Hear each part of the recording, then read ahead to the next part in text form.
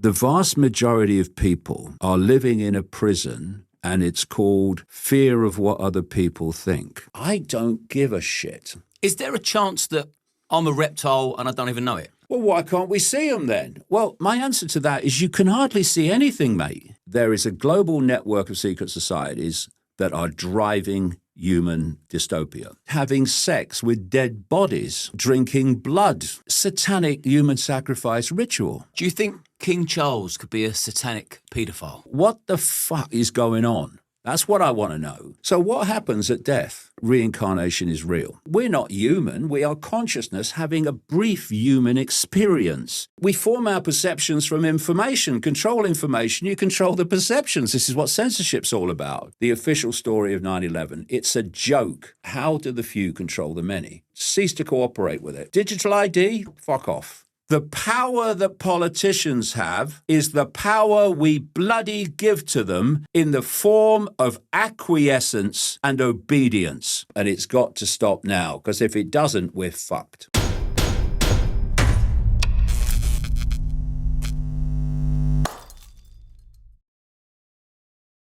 For the last year, I've been working with Ryan from Change, and now they're sponsoring our channel so we can keep bringing you these conversations. Change are the #1 mentoring program that teaches you e-commerce step by step where no previous experience is necessary. Whilst working with Change, I've seen life-changing money be made and community members free up more time to spend with their families. A successful business is not built overnight, and you would need to put in the work before reaping the rewards. The more you put in, the more you get out.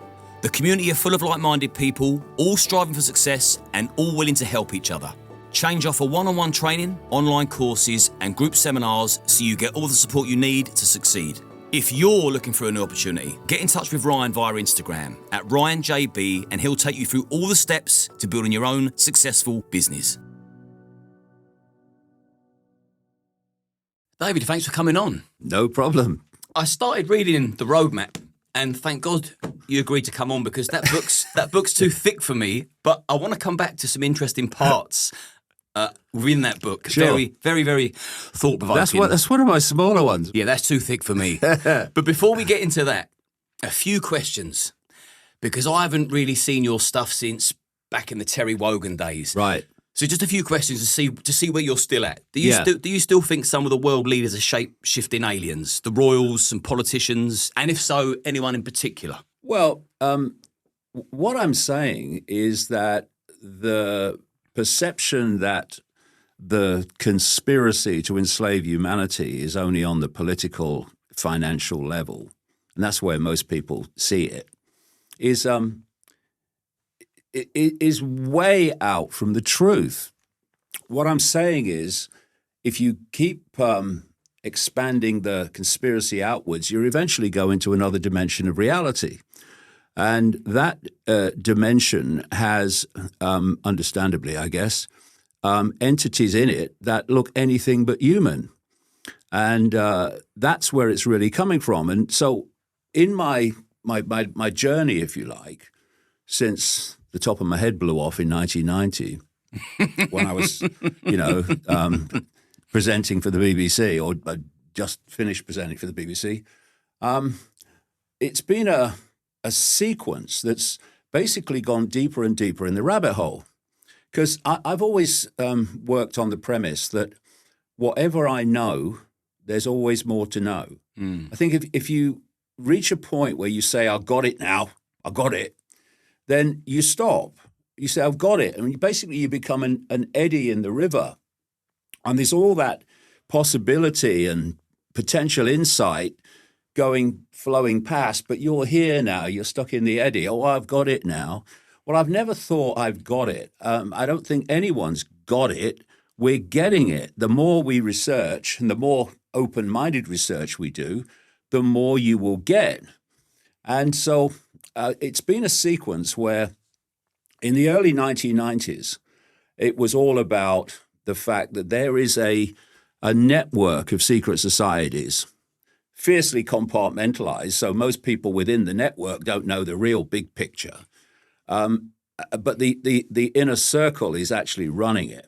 And this network, this global network of secret societies, has an interlocking leadership.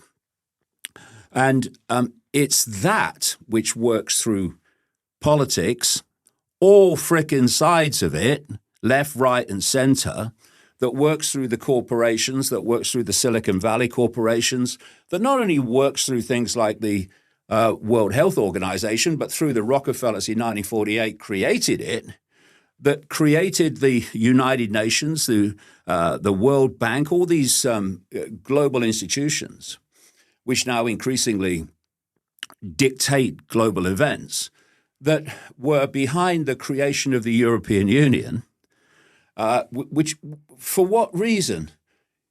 If there's a few of you and you want to control the many, you have to centralize decision-making. The more diversity and points of decision-making there are, the less any central cabal can dictate events. So you want to centralize decision-making. So, for instance, the European Union, I mean, you've got the so-called political parliament of the European Union in Strasbourg. I mean, you're having a laugh, are you? I mean, it's Brussels and the bureaucrats that are deciding everything. So it's a big centralized institution, which means from those few at the center, you can dictate events throughout the entirety of Europe. So you've got this this network of secret societies. And then, as I was researching this in the early 1990s, I started to realize that a lot of these inner circle initiates of this, and some of them rich and famous, were involved in satanic human sacrifice ritual.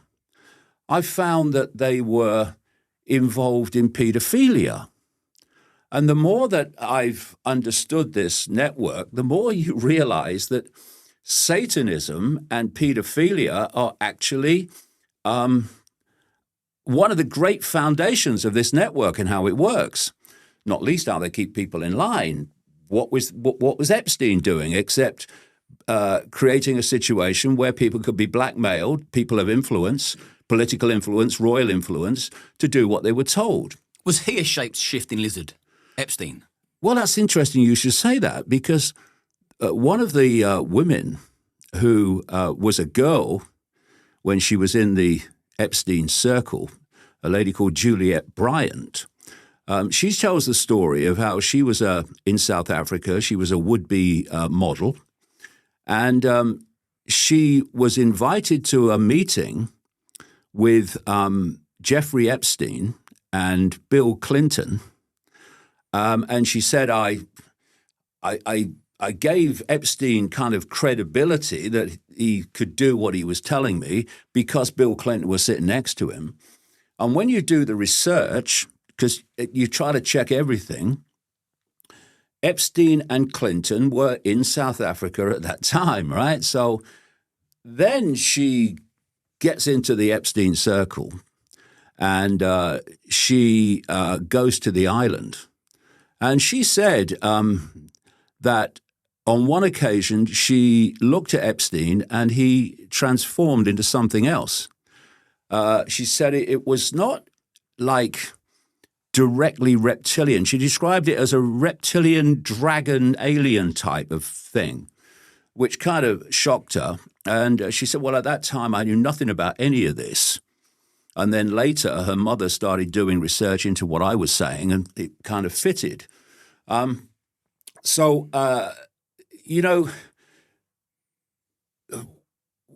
do research over such a vast spectrum of subjects that appear on the surface to have no connection.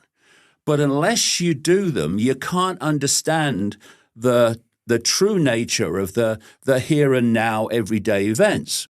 So we're sitting here now, for instance, because one of the great areas that I've researched and go into in the roadmap is the nature of reality itself. Without understanding the nature of reality and how it's nothing like we experience it, you can't understand daily events. Because this, the inner circle of this cult, there's basically two worlds, right? There's the world of the cult, And what that's doing is passing over through the generations, the inner circle, not Bill and Joe down the lodge, highly advanced knowledge of where humanity is being taken to greater and greater dystopia, but also the nature of reality. Now, that has to be kept from the people, the population, the target population. So what you do, and if you do the research, you'll find this is the case. That cult inner circle and people like the Rockefellers and the Rothschilds and such like, they have created and control the sources of information that the population get.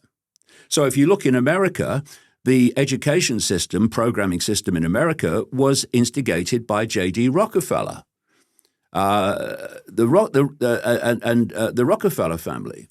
And so on one side, you've got the cult passing over this advanced knowledge to its inner core through the generations, isolating it from the population, and then controlling what the population see. So people say, "Oh well, look at the global media. It's owned by so few people." Yeah, them. They own it. And why is the media telling you the same as the education system does? You look at Silicon Valley. Now, of course, the internet is this massive source from which people get their sense of reality. They get their perceptions from. We form our perceptions from information. Control information, you control the perceptions. This is what censorship's all about. So you look at Peter Thiel of Palantir, this CIA seed-funded organization that is massively involved in the surveillance through the intelligence agencies, the military, NHS in Britain, etc. You look at Elon Musk, of all the companies that he runs, including X. You look at David Sachs, who's been appointed to be the AI crypto czar of Donald Trump. And you look at your Zuckerbergs and you look at your Jeff Bezos, and they also are expressions of this cult and servants of this cult. You know, if you can see them in the public arena, they're gophers. The real power is behind the scenes. So all these sources of information that the population is getting are coming from these cult sources and these cult gophers. So you have two worlds, and they are divided by one word: knowledge. You keep the advanced knowledge within your inner circle of the cult, and you give the population basically a load of old crap. And so you keep from them as best you can, and it's very effective, the nature of reality itself. So if I said to most people, when you look through your eyes, can you see everything in the space you're looking at? They'd say, "Oh, yeah, of course I can, mate. Of course I can. It's bloody obvious. See everything." No, you can't. Staggeringly, and I've said many times, this should be taught to every child at the earliest time that they can grasp it. According to mainstream science, the electromagnetic spectrum, which is basically our experienced reality, is 0.005% of what exists in the universe in terms of energy in all its forms. Visible light, which is the only band of frequency that we can see, everything we're looking at now is within that band of frequency, is a smear of the 0.005%. So if you take that, humans are basically blind. But because it seems that we're seeing everything in the space that we're looking at, then people don't realize that they are. So things that they understand, because they understand the nature of reality, because it's passed on, most people don't understand and thus dismiss by reflex action. I'll give you an example. You know when people say, "Honestly, mate, I saw this UFO. It came out of nowhere and then disappeared into nowhere." Or people say, "Oh, there was this entity and it just came out of nowhere at the end of the bed, and then disappeared. But it hasn't appeared from nowhere and it hasn't disappeared. What this phenomena has done is entered visible light, which is the only band that we can see, and to the observer, it's appeared out of nowhere. And when it leaves, it appears to disappear into nowhere. All it's done is change its frequency to enter visible light and then gone back to where it came from. And so we're sitting here now, and the entirety of infinite reality exists in the space that we're sitting in. But we are only able, like the radio and television stations and the analog system, we're only able to see one channel. All the other channels, I mean, what happens? You've got a radio station, you've got a radio. So you tune it to radio station A. Okay, I can hear it. Okay, so now move it to radio station B. Oh, I can hear another station now. Yeah. And the station you've just gone from, station A, has not ceased to exist. It's still broadcasting. It's that you're not tuned to it anymore. And these, I call them biological computers, lock us in to a certain band of frequency. And that's why we can only see a tiny limit of what there is to see. And so when you talk about aliens, and non-human entities, understandably, from that perspective, people say, well, why can't we see them then? Well, my answer to that is you can hardly see anything, mate. Have you ever seen an alien? And what am I to look out for if I'm to spot one? Well, first of all, they operate in this other dimension overwhelmingly. I've talked to people all around the world, literally all around the world, who've had the experience of what's called shape-shifting, which can be quite simply explained. Yeah, what is shape-shifting? Okay. In brief. Right. Because I want to talk to you about the moon after this. Okay. So these particular bloodlines, they have two energetic fields. We have an energetic field, the human field, right? Now, okay, oh dear. Again, you have to go into certain background about the nature of reality itself before shape-shifting becomes explainable. People are going to struggle with the words reality and aliens in the same sentence. Yeah, well, they can struggle how they like. I'm only interested in what's going on. So let's put it this way. One of the things that's very, very clear to me is as this technological explosion is unfolding, getting more and more faster and faster, it's actually mirroring the very reality that we're experiencing and the way we experience it. So in this room probably is Wi-Fi. And Wi-Fi is encoded in a radiation field with all the information of the internet.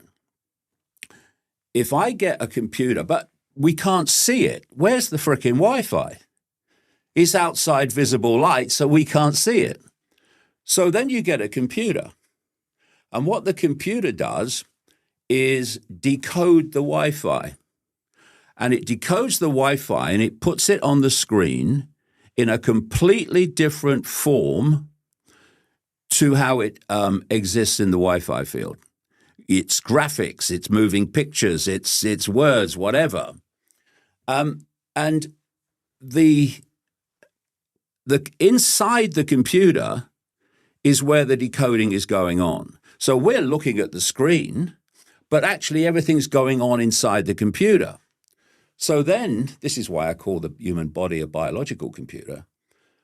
When you do the research into how the body works, and this again is mainstream science, the five senses, which is how we interact with this reality we think is real, are picking up waveform information. A wonderful example, perfect example, is the ears.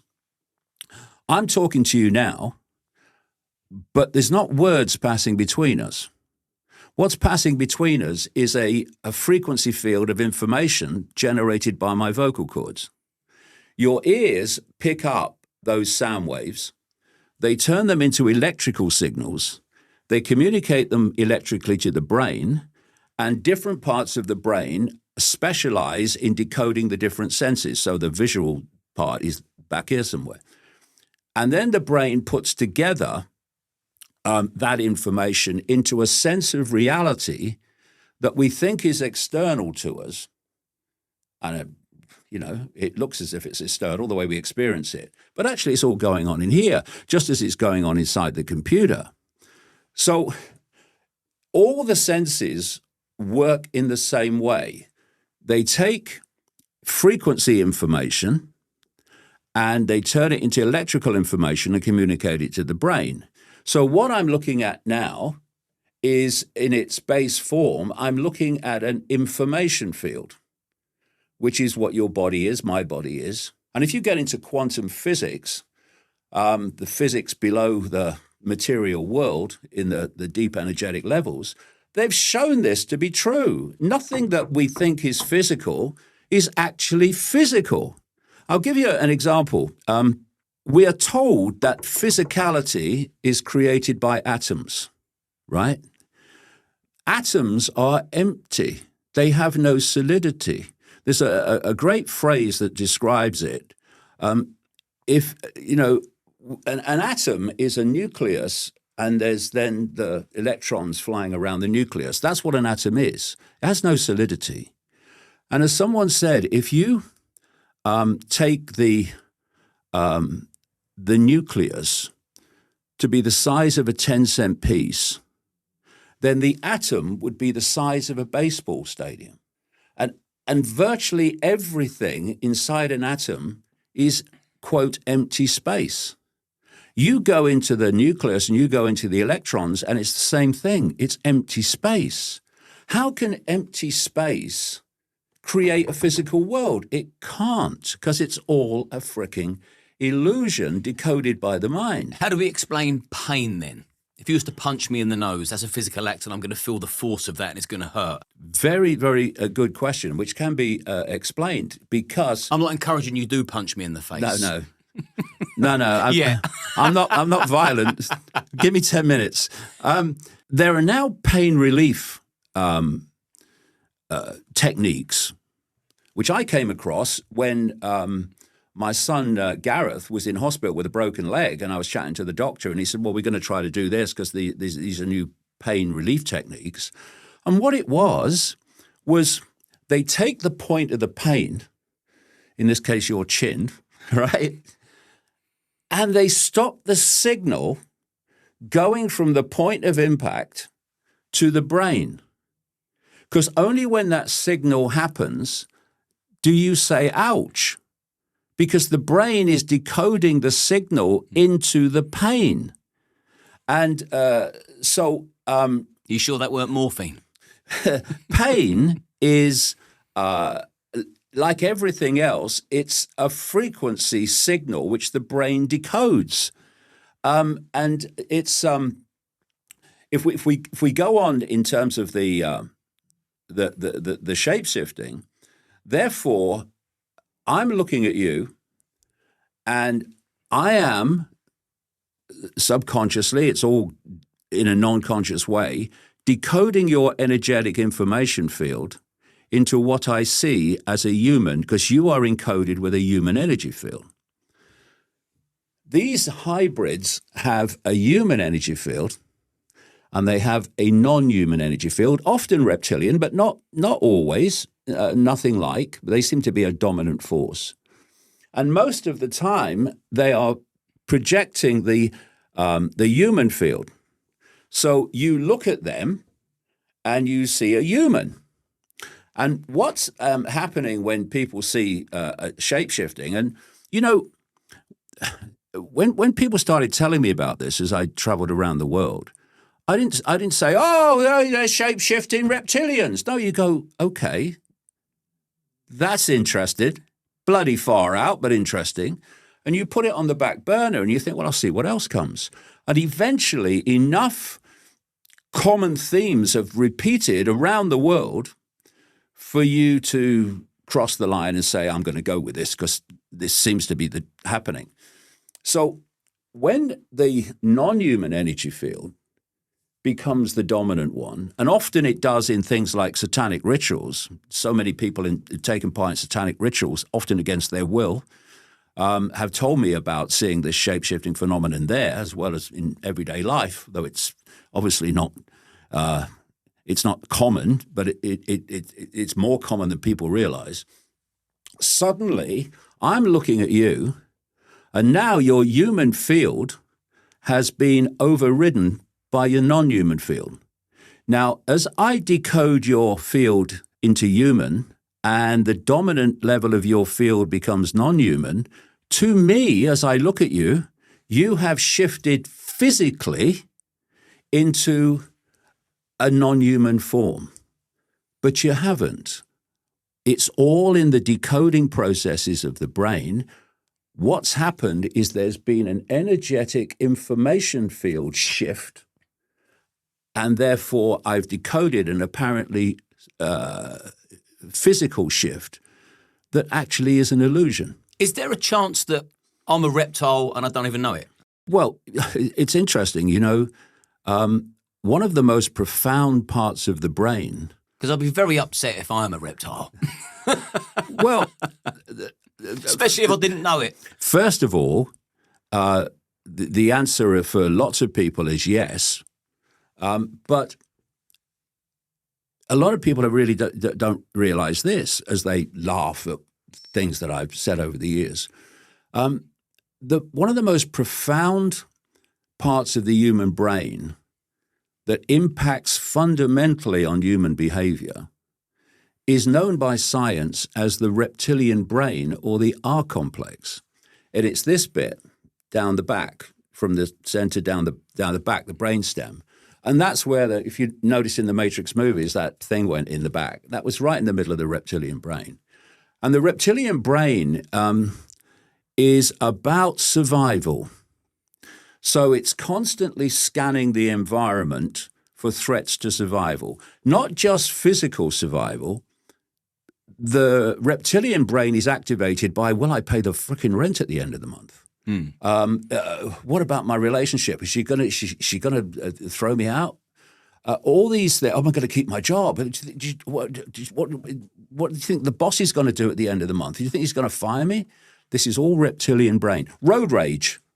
When you bastard. Oh, I'm definitely a reptile then. That's the activation of the reptilian brain. It's a fundamental impact on human behavior.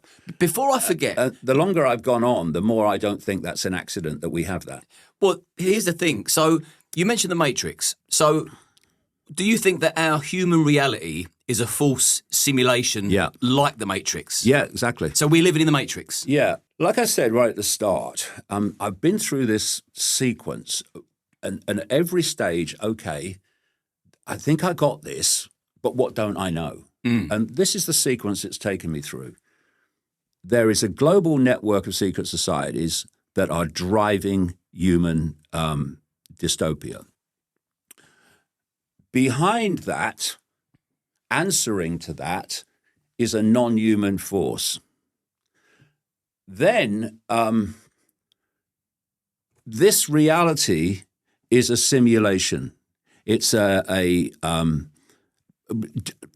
very much, when the Matrix movies came out, especially the first one, it was like a breath of fresh air to me, because I thought, here's a visual expression of how I'm seeing it.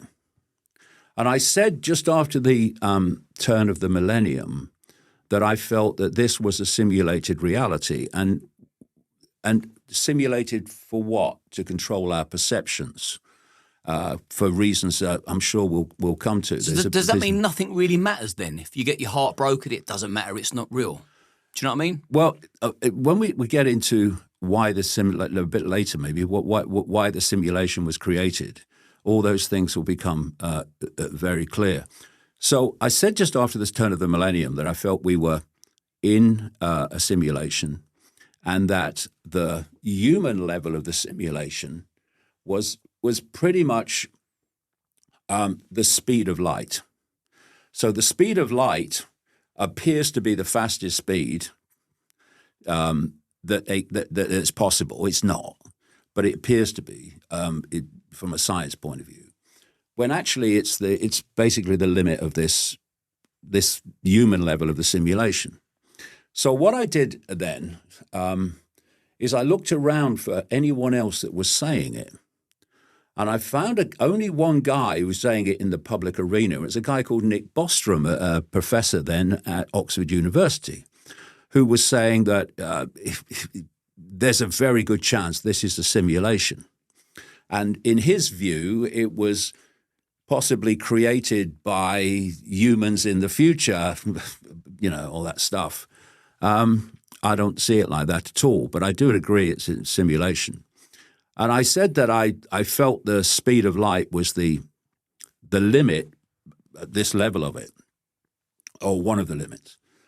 And then from about 2016, mainstream scientists started kicking in and saying, well, this does look like it's a simulation. And not only that, if it is, it suddenly makes sense that doesn't make sense otherwise in physics and what have you. There was a guy called Rich Terrell. He worked at NASA in the computer area of NASA. And he came out in the papers in 2016-17 and said that he felt that this was a simulation, a holographic simulation, which is what I said years and years before, and that what we call physicality is actually holographic. You see where holographic technology has gone now. And that if it's a simulation, then it's clearly not natural, is it? So some form of intelligence had to create it.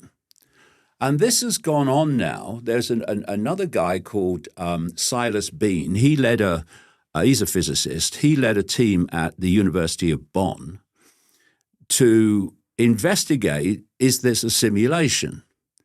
And he and his team came to the conclusion that it probably was. They even proposed that it was probably based on some kind of cube matrix, and that we wouldn't know about it as we experienced it.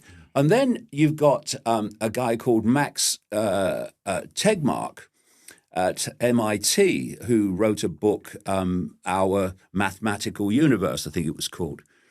And he was pointing out, not that it was a simulation, but what he was pointing out was that everything can be broken down to mathematics and numbers. This whole reality can be broken down into mathematics and numbers. And, he was pointing out that, if you were in a computer game and, once again, what we call virtual reality computer games are mirroring the reality we're experiencing, and in many ways using the same senses to give us the illusion of the game. He was pointing out that if you're in a computer game, you wouldn't know you were in a computer game. To you, it would be real. But just like a computer game can be broken down into numbers and coding, so can our reality. And he made this point. He said the physics of computer games, virtual reality computer games, and the physics of our reality is the same. And what's gone on since then, there's a guy at Portsmouth University, a physicist, who was in the papers 2023, 2024, saying that he has concluded we're in a simulation. He wrote a book of his papers. And interestingly, he said, and its foundation is information. Now, that's what I was saying at the turn of the millennium, that this simulation is just like Wi-Fi, it's an information field, which we're decoding. And thus, because, let me put it this way. You know, if you go on the internet, like a video platform, and you put in words to the effect of compilation of people doing silly things while a headset's on or in a computer game, you find these videos, and what happens is they put a headset on. Now, they might be in an empty room. Well, obviously there's a cameraman as well, but there's just a room. Normal reality. They put the headset on. Within seconds, their sense of reality, their sense of perception is transformed. They're screaming, they're falling off their chair, they're running away, they're in an emotional state in reacting to what they're seeing. And imagine this is a biological computer. This is a headset, symbolically, and it's decoding this matrix field of information into the appearance and the experience of a virtual reality. You enter the body, you enter the womb, and as the body forms, your headset is forming. You come out of the womb, and everyone, your parents and everyone, your siblings, they're all wearing symbolic headsets because they're decoding the same matrix as you are. And so everyone's agreed that this reality is real when without the headset, it wouldn't be anything like it is. So you go through your life, and everyone is wearing headsets. You put the teacher, you go to school, and the teacher wearing a headset, telling you what's real and what's not. You turn the television on, hello, good evening and welcome, this is the news, bloke wearing a headset. And they're all decoding the same fake reality. And then we come to this point where you take the headset off, and the only way you can take the headset off, and that's what we call death. So what happens at death? The biological computer ceases to function, ceases to decode the matrix field. And if you, and I've done this, my God, I've watched and read so many of these so-called near-death experiences that people have had with enormous, phenomenal common themes. And they say that when the body dies, ceases to decode the matrix, and they find themselves in a completely different reality with a completely different law of physics and everything. And then their body is revived and they find themselves back in the body and back in this reality. And that's all death is. It's the body, the vehicle to experience this reality, which is then ceasing to function. So you're on the internet on your computer, and the screen goes blank. What do we say? My computer's died. Exactly. It ceased to decode the Wi-Fi. Does it reboot again, though? Is there life after death? Or is there a new matrix after death? Well, you see, this is another interesting thing. You know, I said I got to the point where I could see that this was a simulation. And it's becoming more and more confirmed all the time. The next stage was this question, because what you do when you work on the basis of, well, this is what I think I know, but what else is there to know? You should keep asking fricking questions. So my question was, okay, I'm saying that our true state is one of a formless state of consciousness. We are a state of being aware. The question is how aware. So you can take on a physical body and you can experience your awareness, can experience this reality through this. Otherwise, I couldn't pick that up. My consciousness, your consciousness, everyone's consciousness is vibrating so fast. There's not it's not within anything like the frequency band of this so-called physical world. So I couldn't pick that up. So I take on an external body shell, which is resonating within the frequency band that I want to experience, and then I can pick that up, right? Okay, I've traveled the world a lot till I started getting banned from all these countries. And the vast majority of people in this world are not having a good time. In fact, they're having a freaking awful time. They're trying to survive another day in South America, in Africa, in Asia, Central America, but also massively in the West as well. And this was my question. Okay, I can understand how maybe consciousness could be manipulated into this reality once. But once you've kind of left the body and been freed from it, why the frickin' hell would you come back? Why would you do that? I mean, you go, well, gee, I ain't going back there again. It's a shithole, that place. Wouldn't you? Most people. So then I started looking into the afterlife. I started looking at these near-death experiences.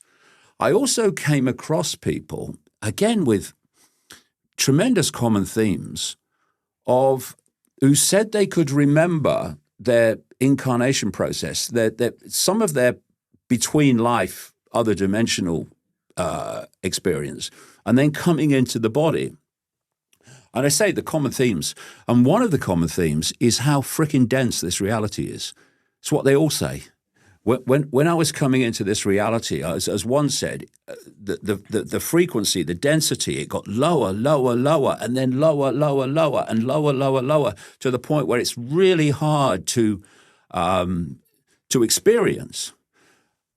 And that kind of gives you a feel for how we need to look at ourselves as humans and say, actually, we're in such a challenging environment, such a challenging energetic environment. We need to be a bit kinder to ourselves and realize we are in a seriously challenging situation. So they talk about, and I talked to these people and read their accounts, and millions of bloody near-death accounts now. And I came to the conclusion a long time ago that reincarnation is real.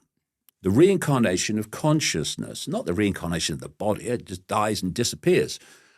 Reincarnation of consciousness in and out of this reality in so-called different lives. And these people that can remember their between life, if you like, between human life experience, they talk about how detailed it is deciding what you're going to do next or what you're going to experience next in the human world. Because I started to realize that this matrix, this simulation, is not just the human level.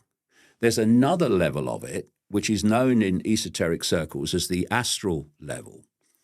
And the Buddhists have this concept of the wheel of samsara, where you keep leaving the human level of what I would say is the simulation, and you go into this astral level, and you keep coming back, and it's like, round and round forever. And as I looked at these accounts of near-death experiences, of going up the tunnel to the light at the end or following the light or whatever, and the common themes were kind of the massive, like if they were a Christian, they would maybe see Jesus. If they were a Muslim, they might see a Muslim figure, a Hindu figure, right? So, right. And if you're a Christian and suddenly someone who looks like Jesus, and by the way, there is nothing in the Bible that describes Jesus, and the figure we call Jesus, the image we call Jesus, was Renaissance artists who decided that's what he was, right? Could you not astral project yourself back in time to see what he looked like? Well, did he look like anything is the question. The point, the astral projection is something that that's interesting. Is very relevant, and I'll come to that in a sec, because that comes to why is the Matrix created in the first place? Because my cousin told me that he could astral project one day, and, I just thought, you fucking madman. No, there's people that can skillfully do it. Can you do it? I will come to that. Well, I mean, I don't go into the astral and see it, but what I've done ever since my head blew off in 1990 is, and this whole new life opened up, is I go into massive coma sleeps. I mean, just coma sleeps, often in the middle of the bloody day. And it's been going on since about 1990. And when I wake up, and sometimes it can take me half an hour to come around, I kind of know things I didn't know before. So, take that as you will. But what I was looking at with these near-death experiences and these common themes is that they were seeing religious figures or that related to their belief, that they were seeing maybe loved ones or whatever. And if you're a Christian, like I say, and you see the figure you recognize as Jesus, I say they're projections, but it's all in the book, you're going to follow him. Of course you're going to follow him. You've been programmed to follow him here. If you see a figure you relate to Islam and you're a Muslim, you're going to follow him, aren't you, up the tunnel? And then the common theme is that they go into this life review, right? And often this life review is held and overseen by what they call elders. This is common theme, constant. And they're in the robes and they have the long white beard and they're wizened, wise old men. Well, hold on a minute. In the astral, there is no aging. It's a completely different level of reality. The aging is something that relates to this simulated level of the matrix we call human. So why wizened old men? Because what are we programmed to believe here in the human world before we leave? That wizened old men are a symbol of wisdom. So these wizened old men then tell these near-death experience people that they still have lessons to learn. It's their karma. Karma, a load of old bollocks. It's their karma. And therefore, you've got to go back, and this is what these people that can remember their between life experience talk about, that the next life is decided and worked out on the basis of what they still have to learn, right? And what I saw was that the human world and this astral world have enormous common themes. And one of them is giving your power away to authority. So in the human world, people are giving their power away to authority all the time. Yes, sir. No, sir. Go and fight this group. Yes, I'll go and fight them. Oh, and you fight them. Oh, yeah. Authorities told us we've got to go and fight. We've got to have a war and all that stuff. And then when you get into the astral realm, you are presented with authority figures. Might be a religious hero. It might be a wizened, wise old man. And they tell you that you've got to come back to learn lessons for your evolution. Load of old bollocks. Right. So you're on this wheel of samsara and you keep going round. So the next question, why? What's the frickin' point of creating this illusory reality and then creating this reincarnation stuff? And by the way, on the reincarnation thing, there have been psychologists, there's one I quote in the book called Ian Stevenson, no longer with us, but he did a lot of research into reincarnation in the sense that young kids, most people remember nothing about previous lives because just as an aside, it's not really an aside, it's important. When these people say they remember their incarnation process, they talk about coming in through a electromagnetic field that wipes their memory.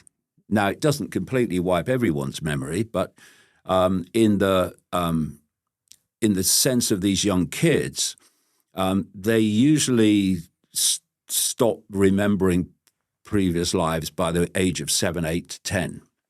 So he was looking at these really young kids, and he set out to debunk it. I'm going to show that they don't know what they're talking about, and it's all in their mind.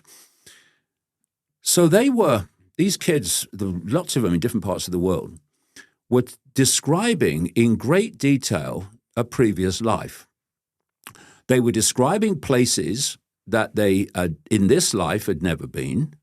They were describing buildings and how they were laid out, buildings that they'd never been in.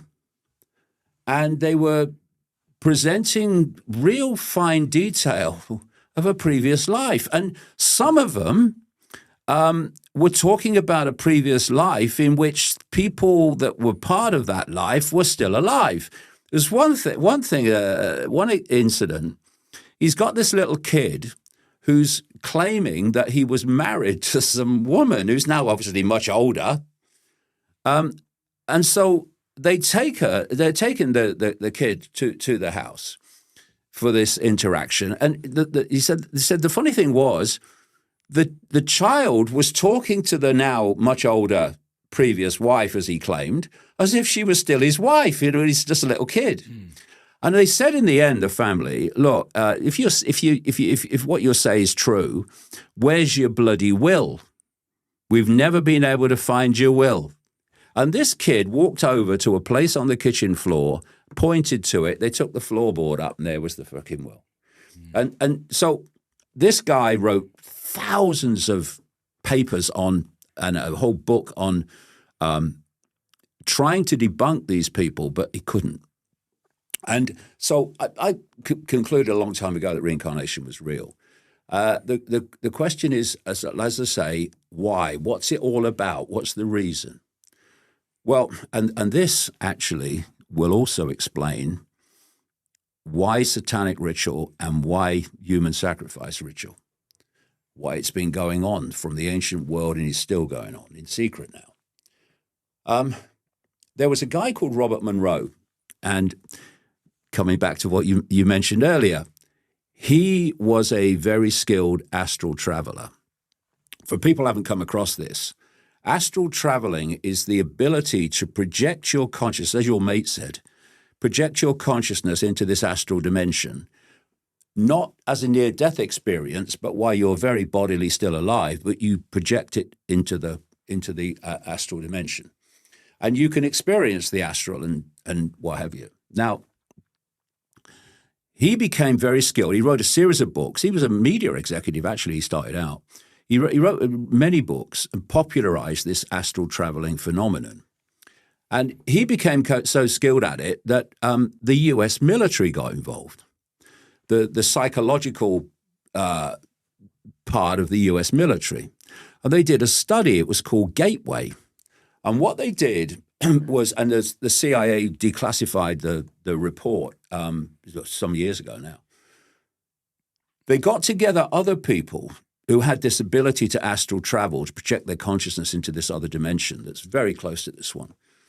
And the study was, well, what did they experience? And are there any common themes of what they claim to experience? Well, first of all, these people, these astral projectors in the Gateway study, they came across so many reptilian entities in the astral dimension that the study gave them the name the alligators. Oh, I've seen some more alligators, right? And what Robert Monroe said, and this is confirmed by others too, is that he learned in his astral travels over many, many, many years that these entities are feeding off human energy. But it's a particular type of human energy, low vibrational human energy, which relates to fear, hatred, anxiety, depression, regret, remorse, all of it, all these low vibrational energies that bring us down, that are the result of events in the world and our lives that give us this emotional kind of turmoil. And they're feeding off it. And when you again do the research into in mainstream science, every time we feel emotion and every time we think, we're generating a frequency. And that frequency relates to the nature of the emotion and the nature of the thought. So joy, happiness, peace, appreciation, everyone getting on, is a high vibrational energy. No good to these entities. They want the low vibrational energy because they're in a low vibrational state or they wouldn't do what they're doing. So in simple terms, these creators of this illusory reality have no interest in a world of love, a world of joy, a world of happiness, a world of peace, none of it. They want to constantly, through their global cult network, to constantly create events, wars, suffering, anything that would generate low vibrational, emotional, and mental energy, because they're feeding off it. And they have created this matrix specifically to hijack human perception in this low vibrational state. The more wars there are, the better from their point of view. The more upheavals there are, the more suffering there are, the more distress there is, the more you're trying to survive another week. Oh, my God. All this stuff is giving off the energy that they want. And Robert Monroe gave this energy a name. He called it loosh. And there's a chapter in the roadmap called Loosh Farm, which explains all this. So when I started putting together this global cult network in the early 1990s, I started to notice that these frickers were taking part in satanic ritual and pedophilia. What? Why? What's the common theme here? And then I realized, hold on a minute, in the ancient world, they were openly sacrificing people as a gift to the gods. And you then remember, but they were sacrificing what they called young virgins to the gods. What are young virgins code for? Children. And overwhelmingly, these people today are sacrificing kids. Who are they?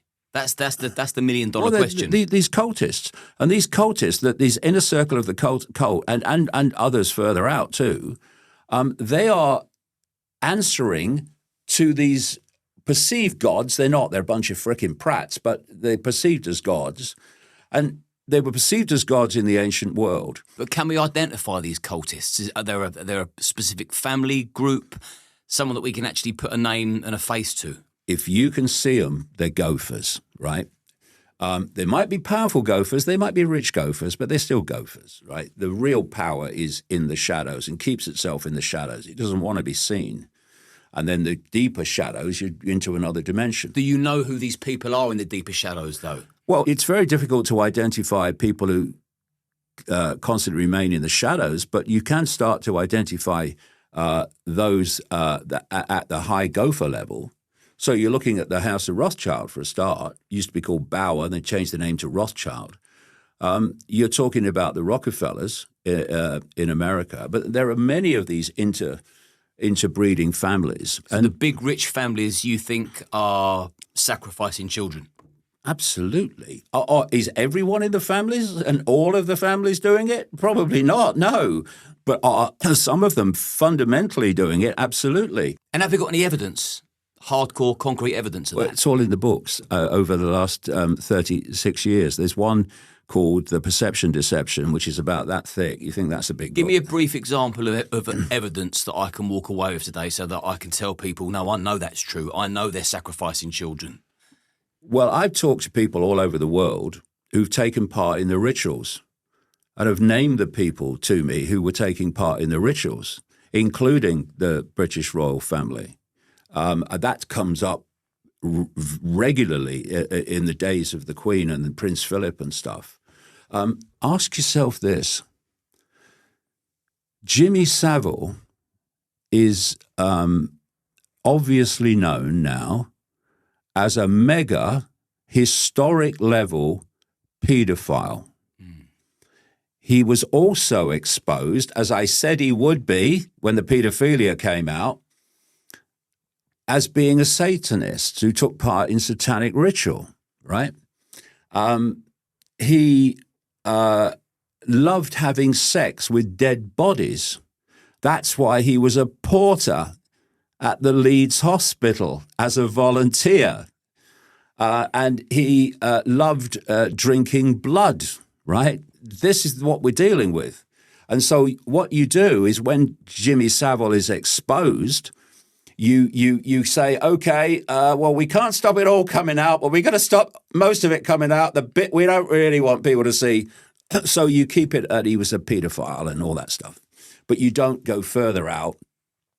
And this is all in my books in detail. And we know he was a necrophiliac, don't we? Yeah, and he was someone who, as I called him in one book, a gateway to the cesspit, just as Epstein is a gateway to the cesspit, which is why they're trying to keep that Epstein door closed.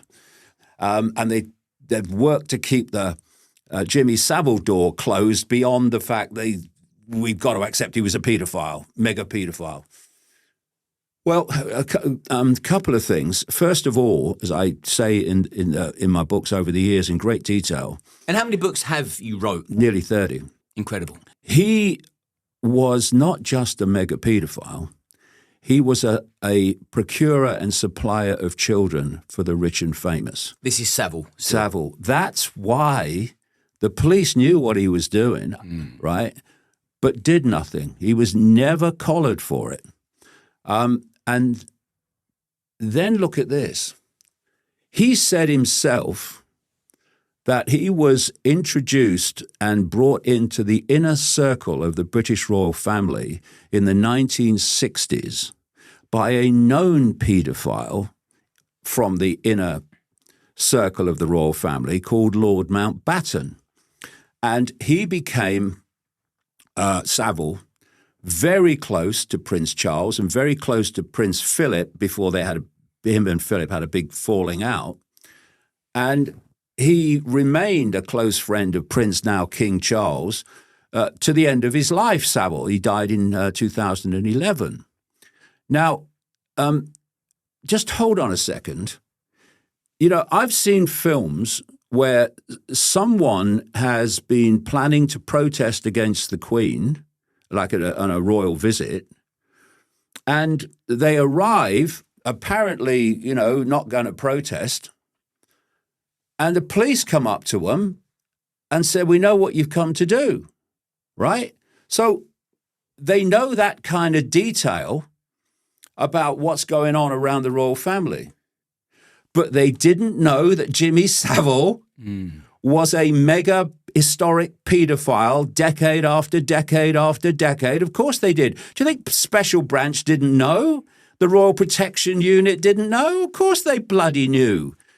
But he stayed in the inner circle. And I met a lady, she was a close friend and acknowledged in the papers as a close friend of Princess Diana for 9 years.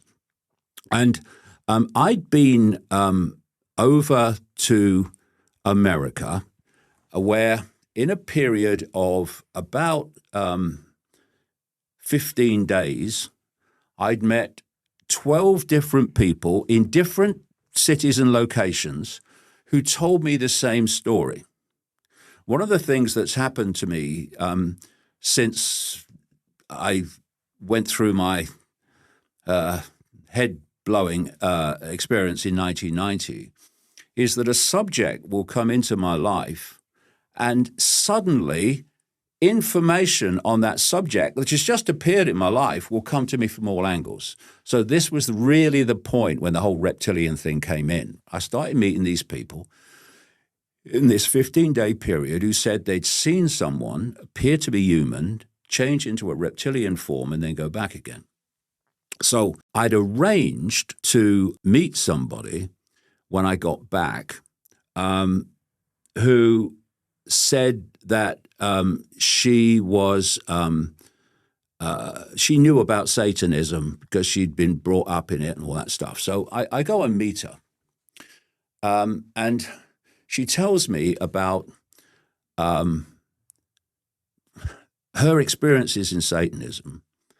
And she tells me that for a time she was married to a bloke who was a warden of something called Burnham Beeches in the west of London, which is an area of forests and copse and clearings and etc. And she lived in there. And she told me the story of going out at night. She realized eventually that her husband was orchestrating the Satanism in that area. She goes out one night, she says, and it's dark, and she's walking through the trees, and she sees a kind of a light. So she walks forward, and she's looking through the trees. And there is a circle of Satanists in the robes. And leading the ritual is Ted Heath, the Prime Minister of Britain, who took us into the European Union. And next to him is his Chancellor of the Exchequer of the time. And she told me about the ritual and what she saw up to a point. And she told me everything else that she kind of knew about what her experiences were. And I'm drinking a cup of tea. And I just finished my tea. And I said, well, it's amazing what you're telling me.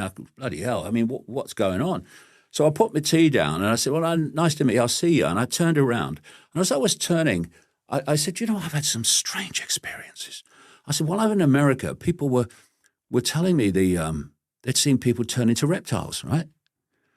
And as I turned, all I could hear her doing was like that. And I turned around and she's holding her chest.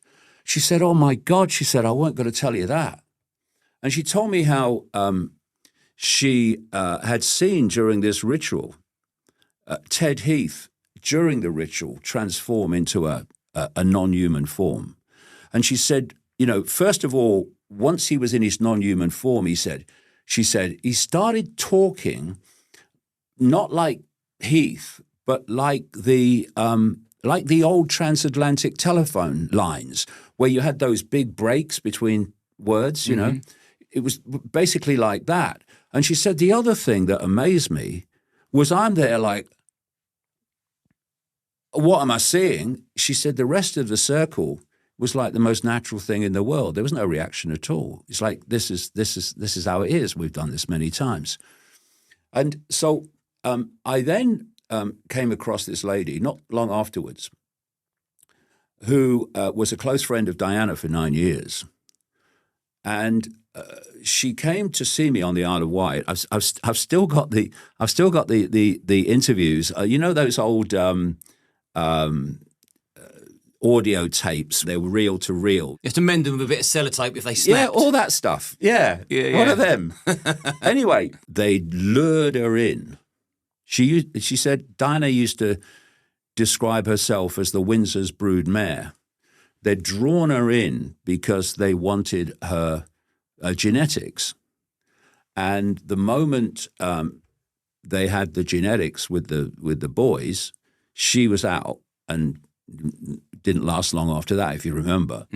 And Charles went back to the person he was with all the time, really, Camilla. Do you think King Charles could be a satanic paedophile? Do I think the royal family is involved in Satanism? Yes, I do. Am I saying that every last member of them is? No, I'm not. But key members are. And anyway, she told me these things, and they're all in my books in detail. And I had not said a word to her about anything that I'd experienced in America and this whole reptilian thing. I had not said a word. And then she said to me, you know the royal family of reptilian? And I played the idiot, you know. What are you talking about? I'm thinking, shit, not another reptilian, you know. And she said, yeah, they're reptilian. They're a hybrid bloodline. And they can move between human and reptilian, a reptilian state. And that's what I've been saying over the years and getting great ridicule for it. But I'm saying it because I've heard it from so many different sources that it's well long ago crossed my line that this is actually real. But we've never had that caught on camera, have we? We've never seen it with our own eyes. Well, no, because obviously you don't shift in a public situation. But what I do in a number of my books, I think I include it in the roadmap, is describe what she said to me in detail. I then came across in the United States a lady who said that she was conducting satanic rituals, and she was under mind control. She was part of this MK Ultra stuff, and they often use mind control for people who conduct the rituals, because then they don't remember. They have compartmentalized minds, and they'll conduct a ritual but have no memory of it once they mess with their minds again. But some people, and I've come across a lot of them really over the years, these compartments in the mind that hold these, they call them in the mind control trade altered states. What they do is they break the mind up into compartmentalized sections, a bit like a honeycomb, basically. And each of these honeycombs is programmed with a certain personality and a certain role, and they are then pushed back into the subconscious, and they give them what's called a front altar. The front altar is what they think is them, and what anyone interacting with them in normal life will think is them. Is this the third eye theory? No, it's not that. It's a compartment of the mind, and it's called in the mind control trade the front altar. Now, what then happens is these back altars, as they're called, with different roles, are programmed with activation codes. It might be a phrase, it might be a word, it could be anything that they program in. And when they give them those codes, the front altar goes into the subconscious, and the back altar that's been activated comes out. Now they're a completely different personality. They can be abused sexually or violently by the rich and famous. And when it's experienced, or they can, in this woman's case, conduct satanic rituals, and then when it's over, they put the front altar or the activated altar back in the subconscious that bring the front altar forward. The front altar has no memory or awareness of what they've been doing. Now, I was researching this in enormous frickin' detail, both sides of the Atlantic and elsewhere, come to that. From about 1996 to across the millennium, I became very, very au fait with how this whole thing works. And but what can happen is that eventually the walls of these honeycombed altars start to collapse, and when they do, memories flood into the conscious mind. At first, they think they're going crazy, but gradually they realize they are memories of what actually happened and what they've done. And this lady, who was conducting rituals for them, was talking about all these people that were in the rituals that she was conducting, including members of the British royal family. And she describes what the Queen, what the old Queen Mother, the nation's grandmother, butter wouldn't melt, and others look like in a shape-shifted state, because she was describing how during these satanic rituals they do with all the blood and everything, they go freaking crazy, and then they shapeshift into it. But of course, it's in a closed situation where they are among like people. You're not a royalist then? Oh, I think I can fairly say I'm not. No, and by the way, never have been. You've convinced me. never have been since I was a kid. I thought, hold on, I was only a little kid. I thought, what do you mean? They're head of state. Why? And if you put it down to basics, they're head of state because of who had sex with who in what frickin' order. It's ludicrous, right? What are we doing, people? Anyway, but the royal bloodlines through a long period were the ones running the shows in the different countries, right? And it was control by royal succession. In other words, the same bloodlines would take over the monarchy. And these royal bloodlines, if you go back and go all over the world, they have always incessantly interbred, and they are described as having the divine right to rule. All right, the monarchy, the divine right to rule. But nothing divine about it. Their right to rule is because of their connection to these serpent gods, as some cultures call them. And so when people reached a point of maturity, we've still not got there in Britain, mind, it started to reject royal control. And said, "Oh, we want to run the show. We want the people to be in control, not the royals." They created politics, and politics was just another way of getting people to give their power away to the control system. The control system being the elite cult. The origin of and control starts with this astral dimension, and these entities in the astral dimension comes down into our reality via this cult, which is why these cultists are doing satanic rituals to the gods, the same as the ancients were. Have you ever been considered a cult leader? You must be joking. I work alone. I've always worked alone. I'm not interested in working. But your following is huge now. How many times I have said over the years, and I say it again, don't follow me. Don't follow anyone. Follow your frickin' self. Follow your own thoughts. Follow your own instincts. But make sure that before you form perceptions, you're looking at all possibility and not just the possibilities that you're given. Let me tell you why I said that. And this is, remember I said to you outside before we come in here, I've got a secret to tell you. Go on then. So I'll have to incorporate a question. So see this T-shirt? It's turquoise. Yeah. This is purposefully chosen and worn today. Right.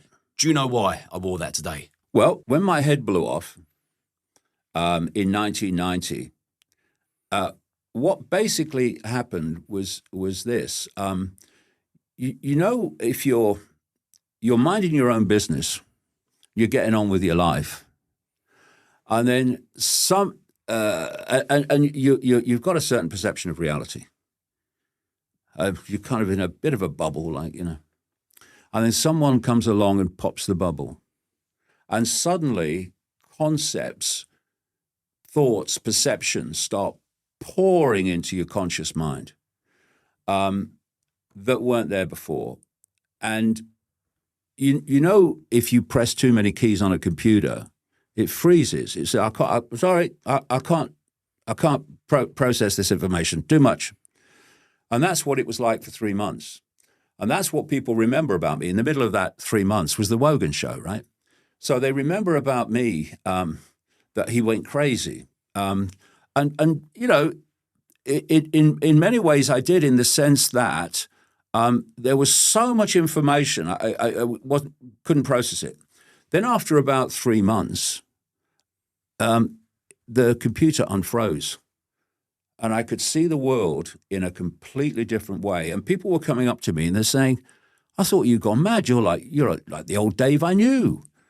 And I was outwardly, but I wasn't inside, because I could see things that I couldn't see before. I could see between the lines, not just the lines. Would you call it a spiritual awakening? I suppose you'd call it that, yeah. An awakening from the program, I guess, although you awaken from the program and then you awaken more from the program.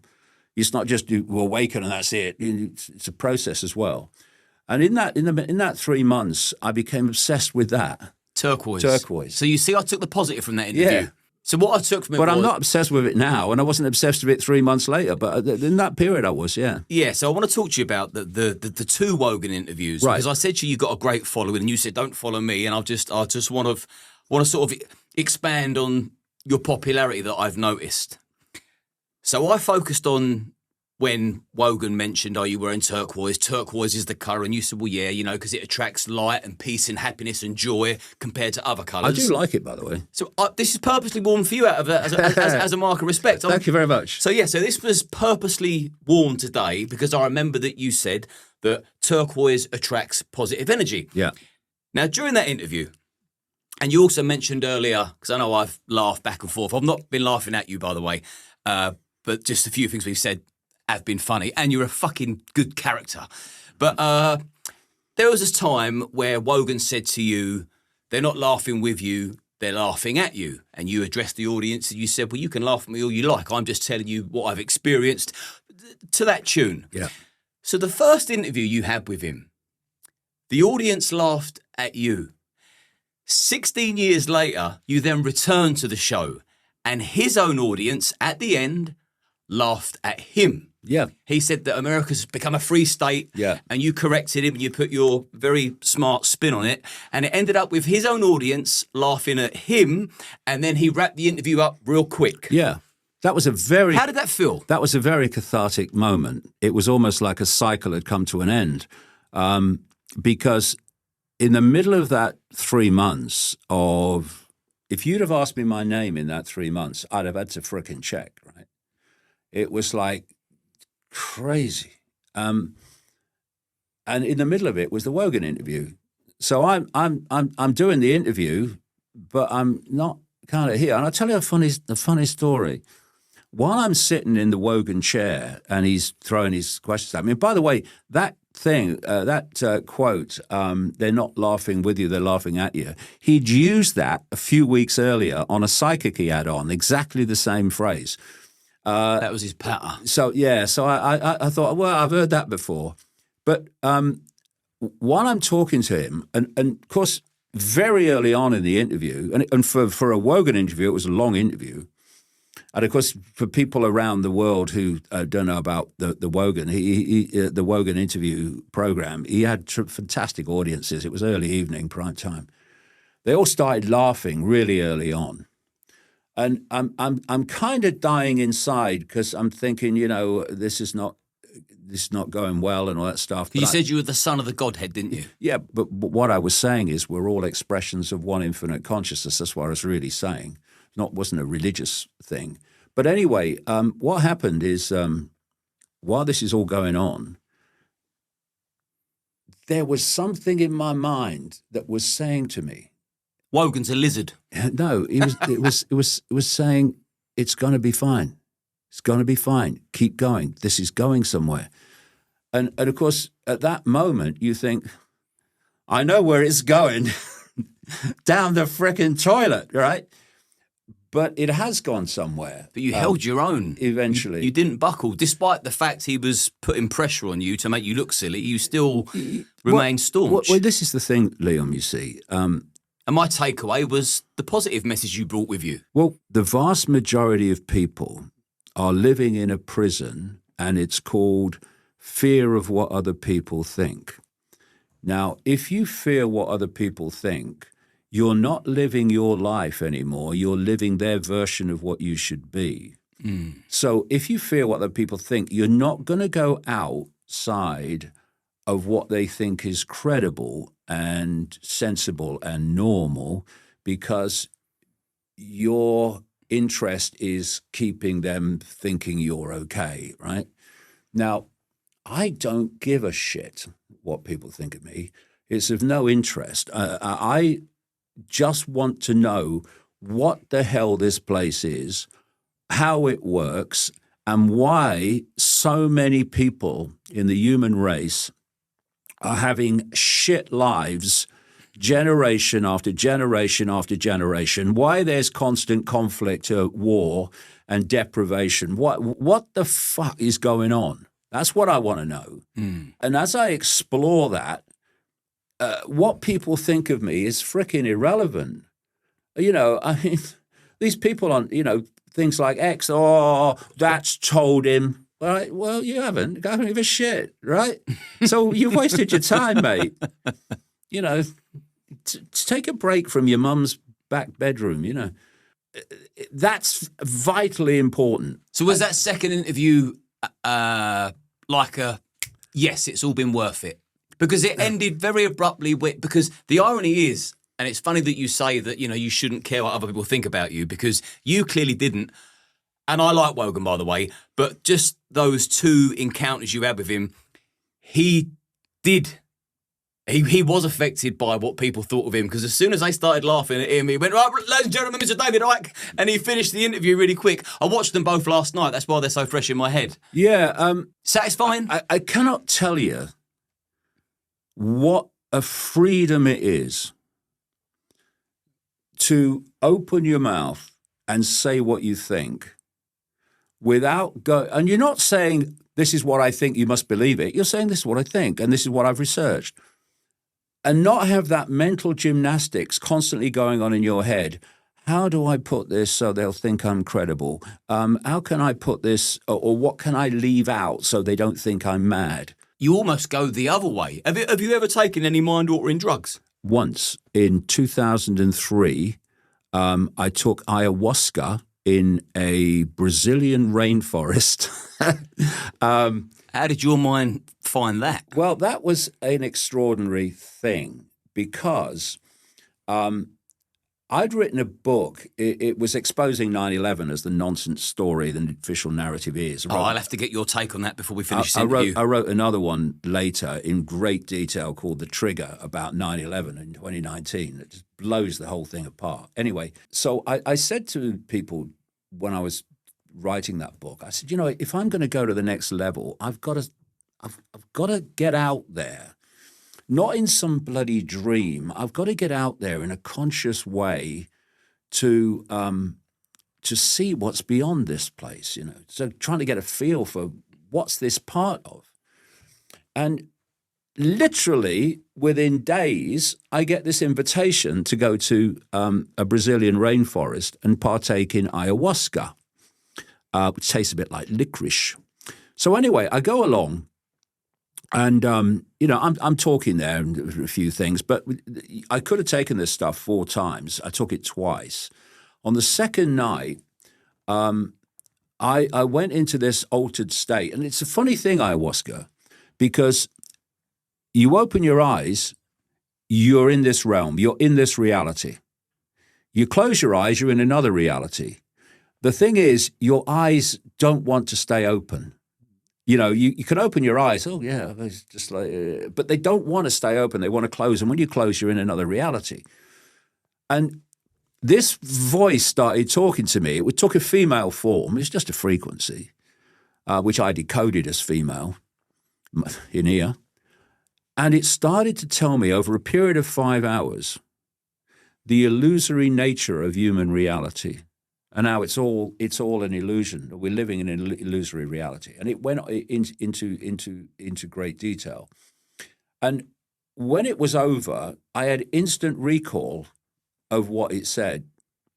So I come back to Britain, and I start researching the different scientific disciplines, including quantum physics, to see if there was a human scientific credibility to what I'd been told in that 5 hours. And what I've realized is there's all these scientific disciplines, not least quantum physics, but they don't talk to each other. In fact, they compete with each other for prominence and for funding and stuff. And you realize that if you put the pieces together, they've already established this is a freaking illusory reality, but they don't talk to each other. So they've got a bit, and they've got a bit, and they've got a bit, but they don't talk to each other. But it was there, and I found confirmation of what that voice told me in the rainforest in the early, after the millennium, the same time that this whole matrix thing started to appear in my mind as I'm sure this is what it is. Because the illusory part of human reality suddenly made freaking sense of the matrix. And so I did experience that, but I've never experienced it since because I don't need to, because I got what I wanted, and now you can research it with your conscious mind without going into some altered state. You had the female in your ear. Yeah? You spoke about AI long before AI come about, or certainly the majority of the public knew about AI, and you spoke about mind control. So when you think where AI could take us, is there a chance that we could lose complete control of our own minds and be dictated to completely by artificial intelligence? 100%. That's the idea. Which is extremely frightening. And we're years from it if we don't wake the hell up. And this is why I've been so critical of the mainstream of the alternative media since COVID. When a lot of mainstream people have come in, they have squeezed the arena that's considered the conspiracy, when the real conspiracy is on the other side of the barricades they're sticking up. So where do I start with this? Because it's a massive subject. So I suppose highlight the downfall, because a lot of people are buying into it because it's quick and easy to get yourself go chat GPT and Grok, for example. People are mad for it, but I don't think they realise the downside of it. Okay. We are consciousness having a human experience. In the astral dimension, the body we experience that dimension with, some people call the soul. What we really are is a state of awareness beyond the matrix. We are a state of infinite awareness beyond the matrix. What the matrix is there to do is to focus our attention and our perception within the matrix, because to keep us in line. Yeah, well, keep us in the matrix. So every time, like I said earlier, every time we think and feel, we are generating a frequency. So what we call the perceptual field, who we are, how we see life, how we see ourselves, self-identity, is actually a frequency field based on our perceptions of reality.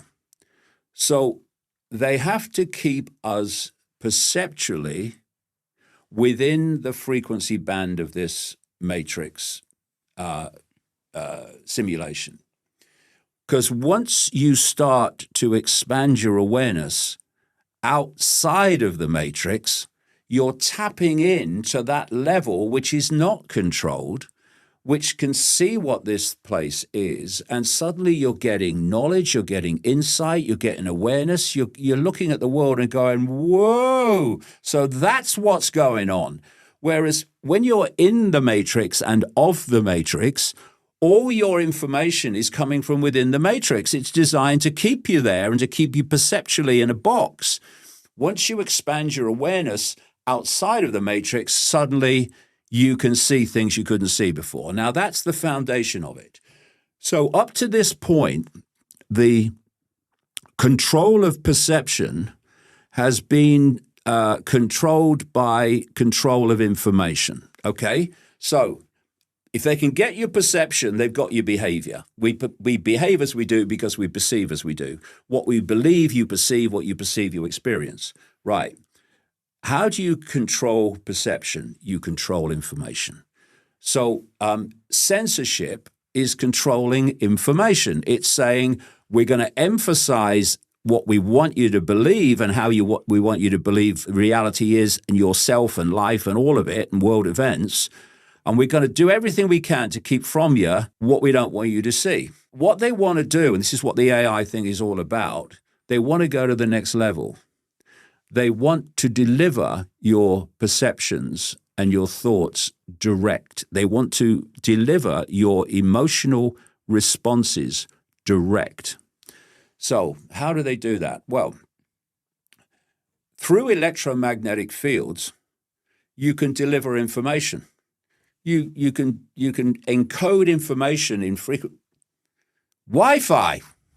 You can encode information in electromagnetic fields, which are then decoded by the computer in terms of the Wi-Fi. And what they want to do is create a global electromagnetic field through which they can deliver what is in effect a hive mind, where they are delivering a sense of reality, a sense of perception, perception of self-identity to the entire human race. Now, in the roadmap, I quote a Chinese whistleblower. Some years ago now, he said, the Chinese have already developed a way of using electromagnetic fields to deliver information to the brain. Because we are actually an electromagnetic, at this level, electromagnetic information field that we talked about earlier. And if you can get a technologically generated information field, electromagnetic information field to connect with the human field, you can deliver information and it's processed by the brain. And so then you say, well, wouldn't it be even better if you had a delivery system through this electromagnetic field and you had a receiver system in the body? Well, I'm in touch with people in various parts of the world who have focused on the impact and consequences of the COVID fake vaccine. And I say fake vaccine because it's not a vaccine according to previous criteria. And there's other ways they're trying to get the same stuff in you, not just through vaccines. 5G, that's another one of your theories, isn't it? I'll come to that because that's an important point in this whole arena I'm talking about. So you have the fake vaccine, and they've started looking in the blood through electron microscopes at the effect on fake vaccinated people. And of course, not everyone had the full-blown jab every time, because you see the number of people who died, especially young people who've died or had heart trouble and have never been the same again. I mean, the number of times, Liam, I hear people say to me, I've never been the same since I had that jab. And what they've seen in the electron microscopes are nanotechnology self-replicating. It's building systems in the blood. And this stuff, for reasons I talk about in the book, is able to cross into the brain, because there's something they call the blood-brain barrier, which is supposed to stop toxins getting into the brain. But they've found a way of tricking it into getting them into the brain.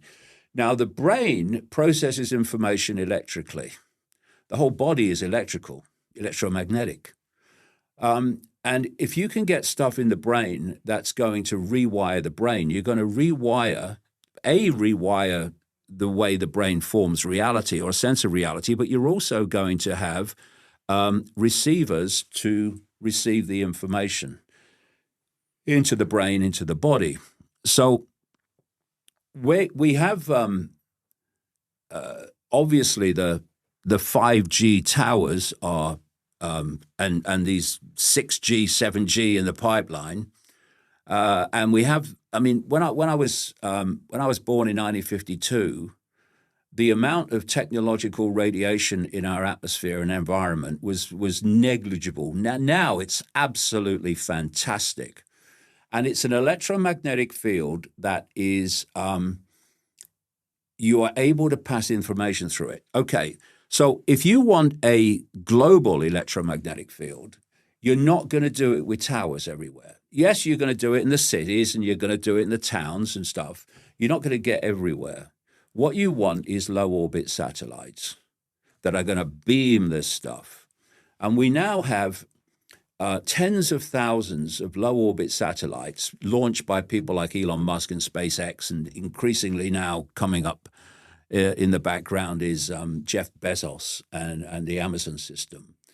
And they're planning to have vastly more. And you're creating this electromagnetic field. And some people call it the cloud. I mean, there's other levels of the cloud, but this is a massive part of it. And through this cloud, you can deliver information, especially if you've got receiver systems in the body that are going to receive this information. And you're going to think, I'm thinking my thoughts and I'm having an emotional reaction, but it ain't yours, right? It's AI's in effect. And one of the things they've found in these fake vaccine vials, not necessarily all of them, but the potent ones, is something called graphene oxide. Now, graphene oxide is a relatively new phenomenon, but it has two particular attributes, as many, but two particular in this case. One is it's a superconductor of electricity. So you get that in the brain, well, you're going to get messed up.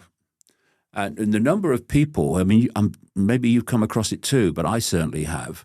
The number of people that have said to me since the COVID jab that people who've had it, that they know they're not the same person anymore. They're not the same person in terms of personality. And so the other thing is that graphene oxide amplifies electromagnetic fields. So if you've got graphene oxide in the body in its nano state, and you come into contact with an electromagnetic field, the impact of that field on your body is going to be exacerbated by the graphene oxide. What you've had is the hard cell and the soft cell of this AI human fusion.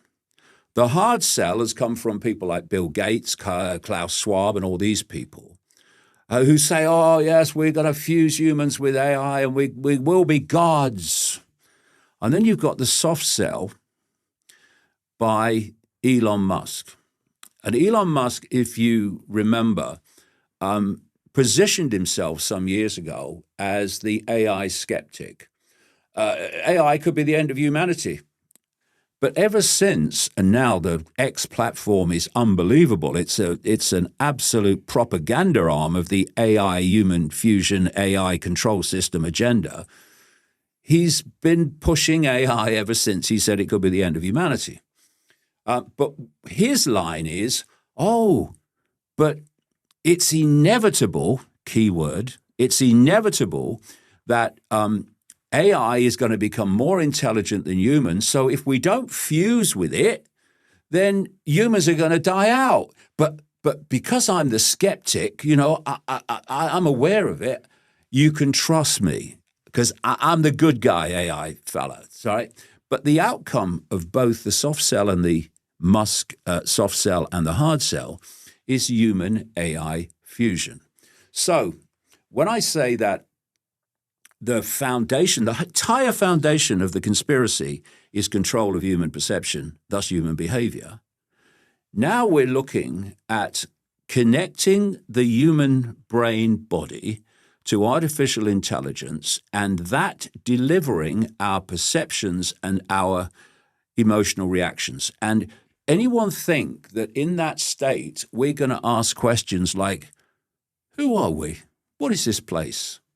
Why are we here? Oh, yeah, who's running the world? To what end? We're not going to ask those questions. AI won't ask those questions when it's connected to us. And there's this guy, he's a Google executive, an aged Google executive called Ray Kurzweil. I've read his books. And he claims to be, and Gates loves him, the one that's basically the most knowledgeable about the AI phenomenon. And this is what he said a few years ago. Not even yesterday, a few years ago. By 2030, we're coming to the end of 2025 into 2026, AI will be connected to the human brain body. And his words, once that connection is made, AI will do more and more of human thinking until human thinking is negligible. He means deleted. And at that point, we will be computer terminals on someone else's internet, and our thoughts and our emotional reactions will be controlled through the hive mind.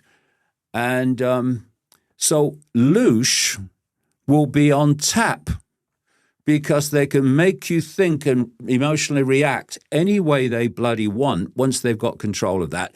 And you will be thinking, this is me who's reacting like this, thinking like this, and whatever. And that's the bottom line of where they want to go. And I said all the way through the 2024 election campaign, I've been calling Trump out since 2016 when he came on the scene. Total fraud. Frontman for the cult. But a particular frontman who's telling the skeptics what they want to hear so that he can bring them on board. I said through the 2024 campaign, this guy is going, first of all, he's going to win because he's meant to, but he's going to be the frontman for advancing rapidly the AI control agenda, worldwide to an extent, but certainly in America.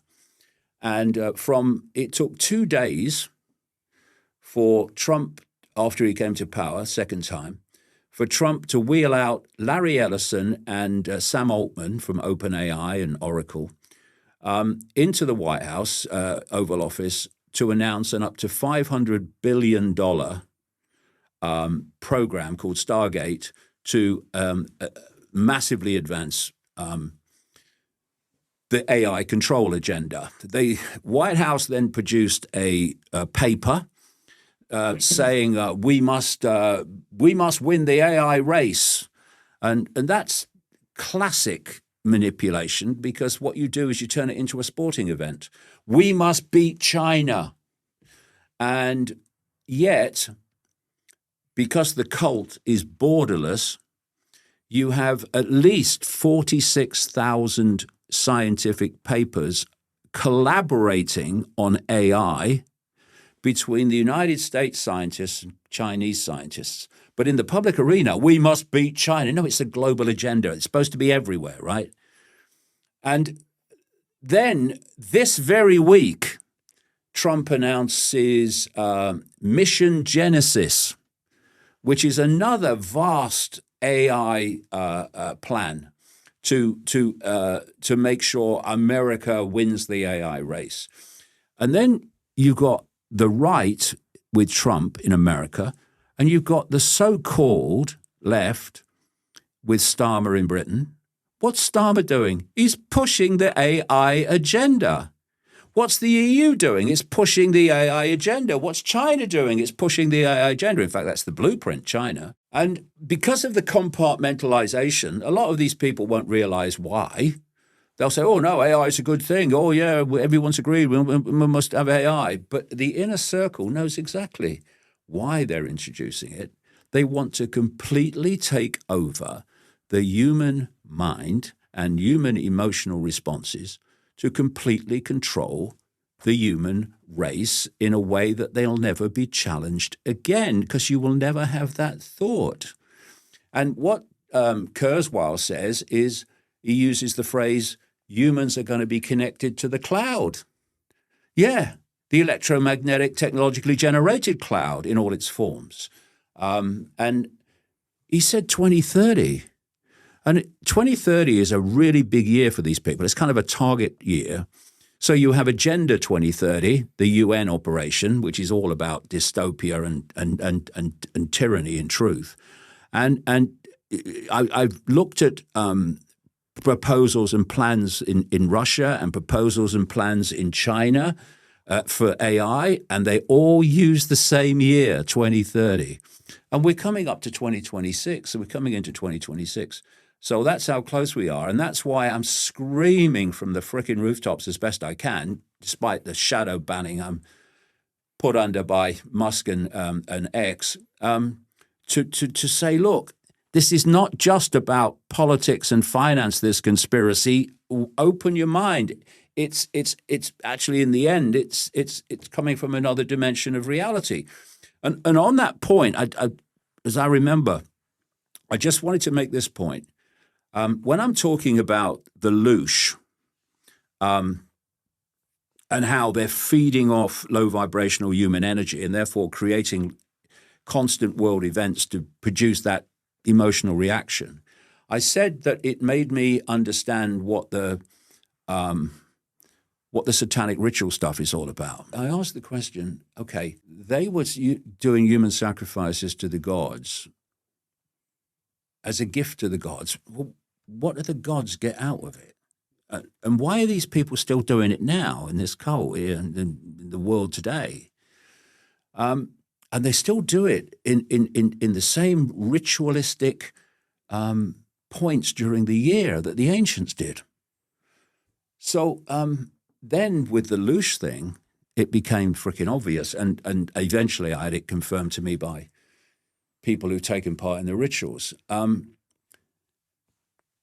When they are sacrificing someone, they conduct the ritual to maximize the amount of terror that the victim is feeling. Now, terror is a extremely powerful, low vibrational energy. And so if I look at you now, if you were in a terrible emotional state, I would know from your facial expressions and your body language that you are in a terrible emotional state. What I wouldn't see is all the energy you're giving off, because that's all being given off outside of visible light. That energy you're giving off as a result of that is going into the astral. It's going into the astral dimension, which is really, really close to this one. And these entities are overseeing the ritual from the astral dimension, and they're feeding off the terror that's coming off the sacrificial victim. This is the gift to the gods, and they're to bring the whole pedophilia Satanism thing into connection. There is a particular energy that these gods, and I mentioned it earlier, if you look all over the world, in all the different cultures and all the different areas and eras, you'll find pantheons of gods. We talk about the Greek pantheon of Zeus and these others in the Greek pantheon, but there was an Egyptian pantheon, there was a Mesopotamian pantheon, there was a Babylonian pantheon, and all of African pantheon, Native American pantheon, they're everywhere, right? And what I kind of realized is all these pantheons are actually, although they use different names for the gods because they're different languages, different cultures, they're talking about the same frickin' entities that operate in this astral dimension. And so these entities, that when they're doing these rituals, are feeding off this very powerful energy of terror. This is the gift to the gods. And what happens when you're in a state of extreme terror is an adrenaline enters the blood. And that's what the Satanists drink.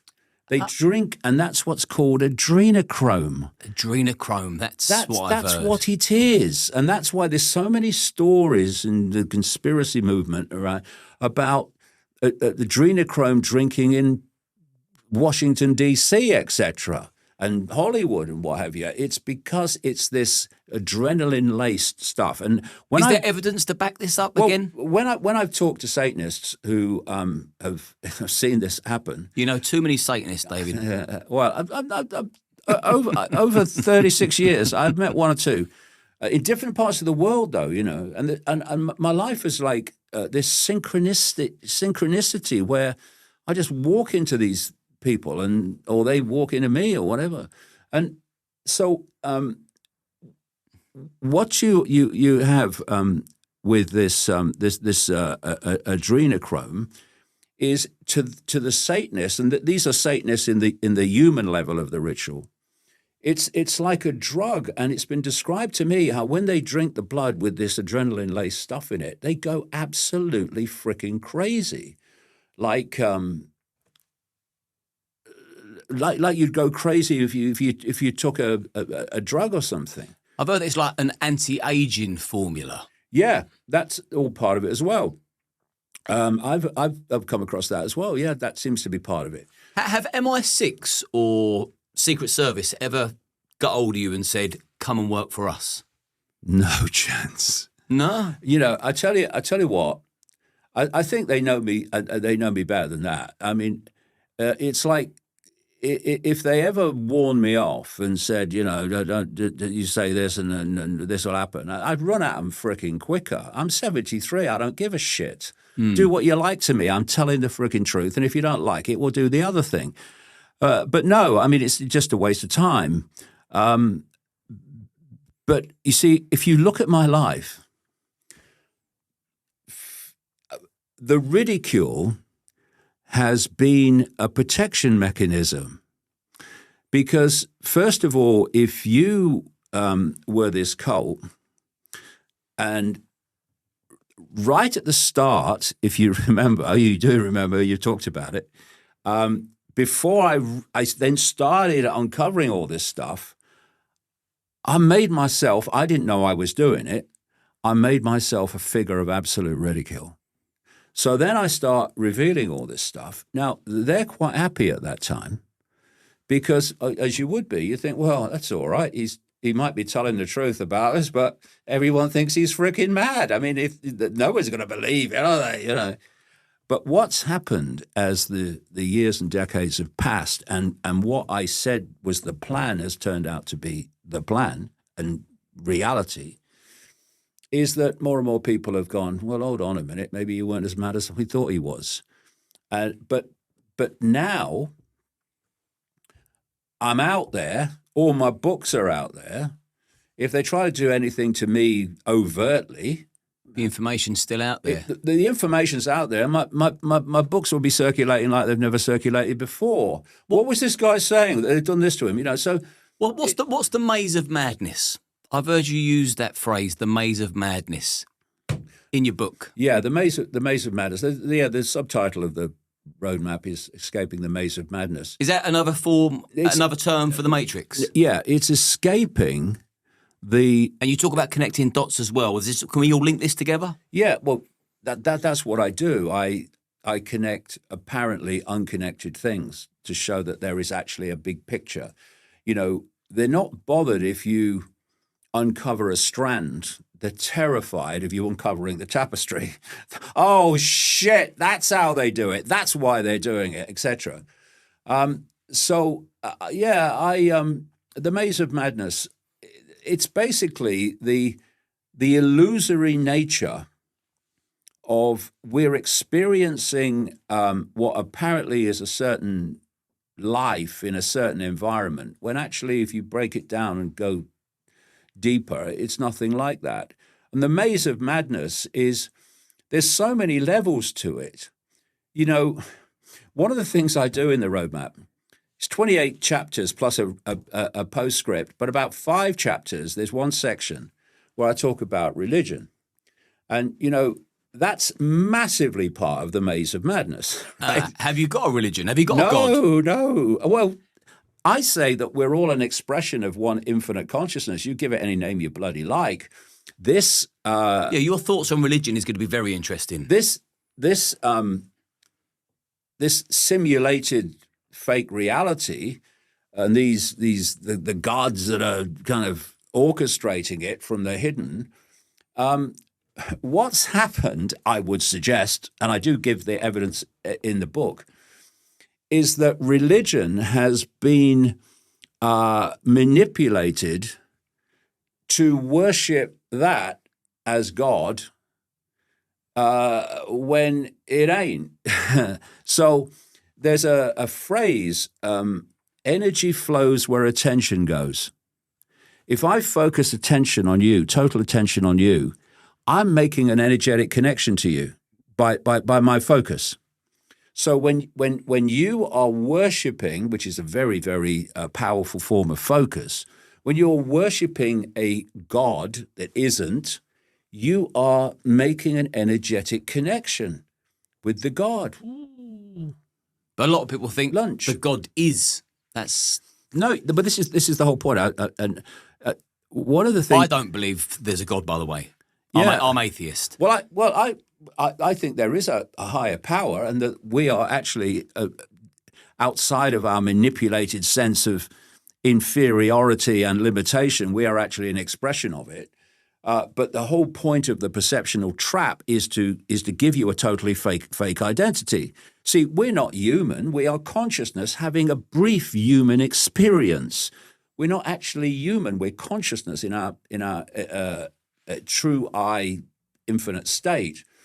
So what the religions have done is, and this takes us into this whole area of how do the few control the many. First of all, you have to get the many to have rigid, unquestioning belief systems. Essential. And the more the merrier. I've said many times, this cult and its masters couldn't care less what you believe as long as you believe it rigidly and will not question it. So there's your religions for a start. But a religion, what my father used to call bricks and mortar religion, synagogues and churches and mosques and temples, that's actually, we call it a religion, but it's actually a mentality. A belief system. Yeah. And then you go to orthodox science, which is kind of antagonistic to religion.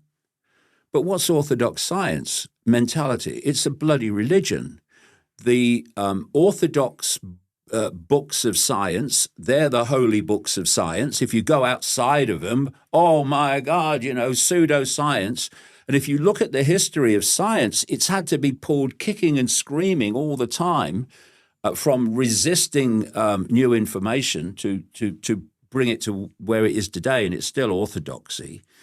And then you've got things like the human caused climate change belief system. That too is a religion that rejects all borders that actually question it. And every single one of these things has a blasphemer. If you go against human caused climate change, you are, which when you look at it, hello, intelligent life calling planet Earth, have a look at it. You are a blasphemer to the belief system.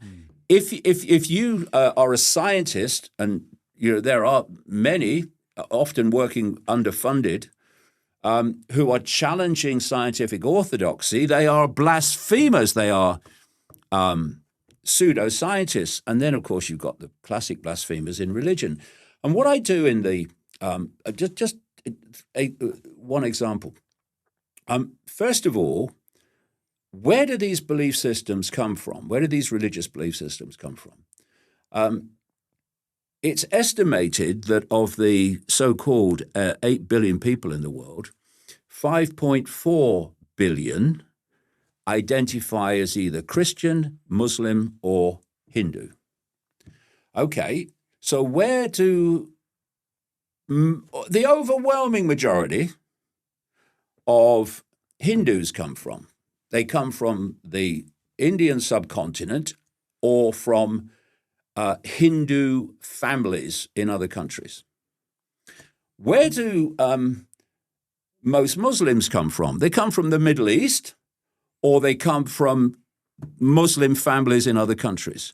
Where do most Christians come from? You look at the southern states of America, etc., where the Christians come from. Now, if these people were born, say the Christian was born, I've got the truth, in the Middle East, would they still be a Christian? No, they'd be a bloody Muslim almost certainly. Same with the Hindus and everything. In other words, these belief systems have not come, some cases, but rare, they've not come from, I'm going to look at all the evidence and I'm going to come to my own conclusions. They've come from your upbringing, your programming, and also the pressure from parents and peers that say, oh, no, you can't go against the Islamic religion, or you can't go against the Christian religion, all that stuff. And so you ask then where they come from, these stories.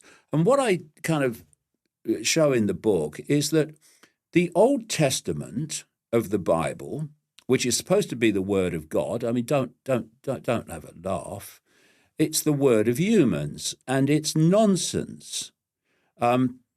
You look at something like Moses or Exodus, and there's absolutely no evidence that any of it ever happened. And two of the people I quote in the book are Jewish archaeologists. Are you telling me Moses didn't part the sea? No, God parted the sea. Going to ruin that illusion for me. Yeah, God parted the sea and also sorted the wet sand out when they went across. What about Jonah living in the wild? Did that not happen? Probably not, if I'm honest. Okay, well, so you've killed that for me. These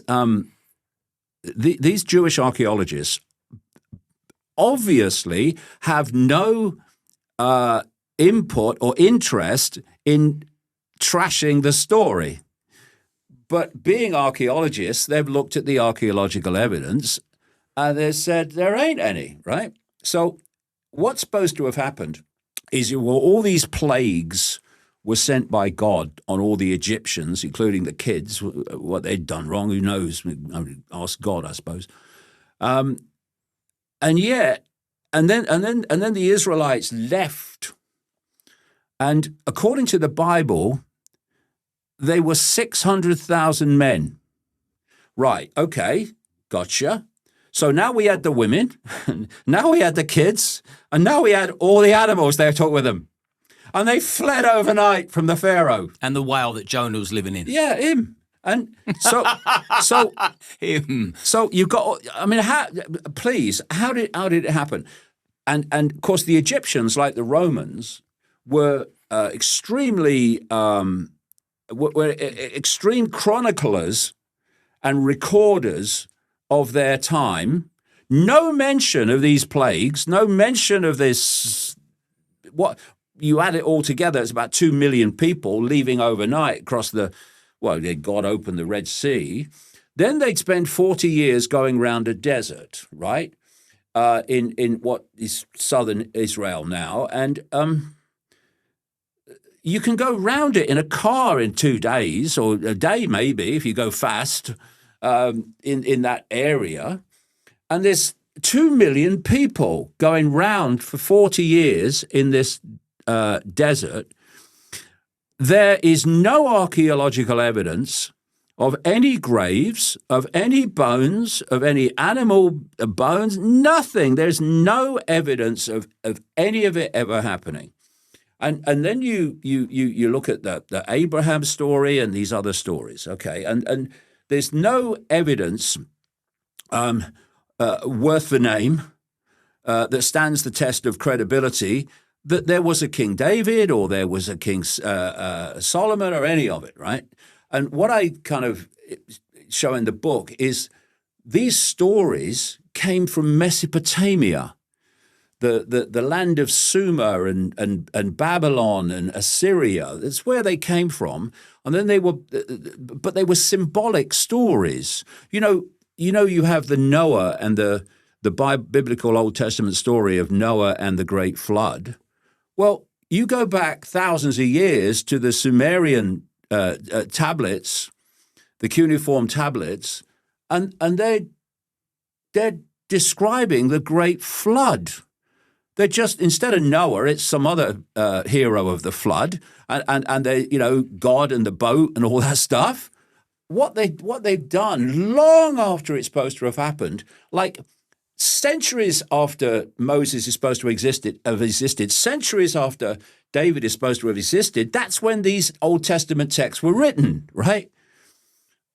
So then you come to Christianity, and what I'm saying in the book there is, and I'm quoting people who, from several books who've come to the same conclusions, that the Gospels, outside of which there's no evidence of Jesus for a start, outside of the Gospel stories of the biblical Jesus anyway, that the Romans wanted to replace the Jewish Messiah belief system, which had their Messiah as a war leader. The Messiah was going to come back, and he was going to lead us into battle against the Romans. What have the Romans ever done for us? Yeah, exactly.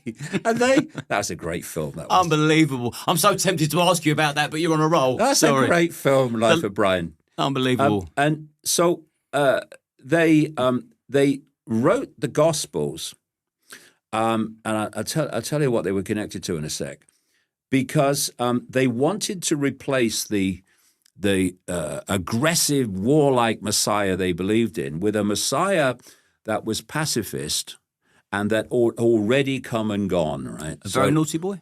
Say again? A very naughty boy? Yeah, exactly. And then, so they wrote the Gospels, and what happened is that the Romans went to war with the Jews and the Jewish rebels, and they destroyed Jerusalem in 70 AD, and then they won the final battle at a place called Masada, where I went once, in 73 AD. And that whole campaign, which was led by a guy called Titus, who was a Flavian, he eventually became the emperor of Rome. His father, Vespasian, started the battle against the Jews, and then he became emperor of Rome, followed by his son. A guy called Josephus, who is not who history records him as I point out in the book, he wrote a history of the campaign of Titus defeating the Jews and taking over that whole area. And it was called the Wars of the Jews. But Josephus and another group of chroniclers working under pseudonyms wrote the Gospels. And they wrote the Gospels, and after the Titus campaign, which is why people say, oh, the Gospels were written in this period, which was that period. And they put the story of Jesus into an earlier period, starting in, it ended in 33 AD or whatever. And they put it in an earlier period, which meant that the battles and the war with the Jews had already taken place. And they added things I point out in the book where Jesus is making prophecies of the end of Jerusalem and all that stuff. But it had already happened by the time they wrote those stories and put them in an earlier context. The other thing that they did, it's a technique called typology. Where did Muhammad come into all of this? Well, I'm going to come to that. Oh, yeah, because that's part of it. And so what they wanted was to make the Christian religion through the Gospels and whatever to appear to be an outgrowth of what we call the Old Testament texts. So they tried to make prophecies of Moses, didn't exist, prophecies of Moses, appear to be the prophecy of the coming of Jesus. And it's called typology. It's you add a new story, but you make it appear to be a continuation of an old story, right?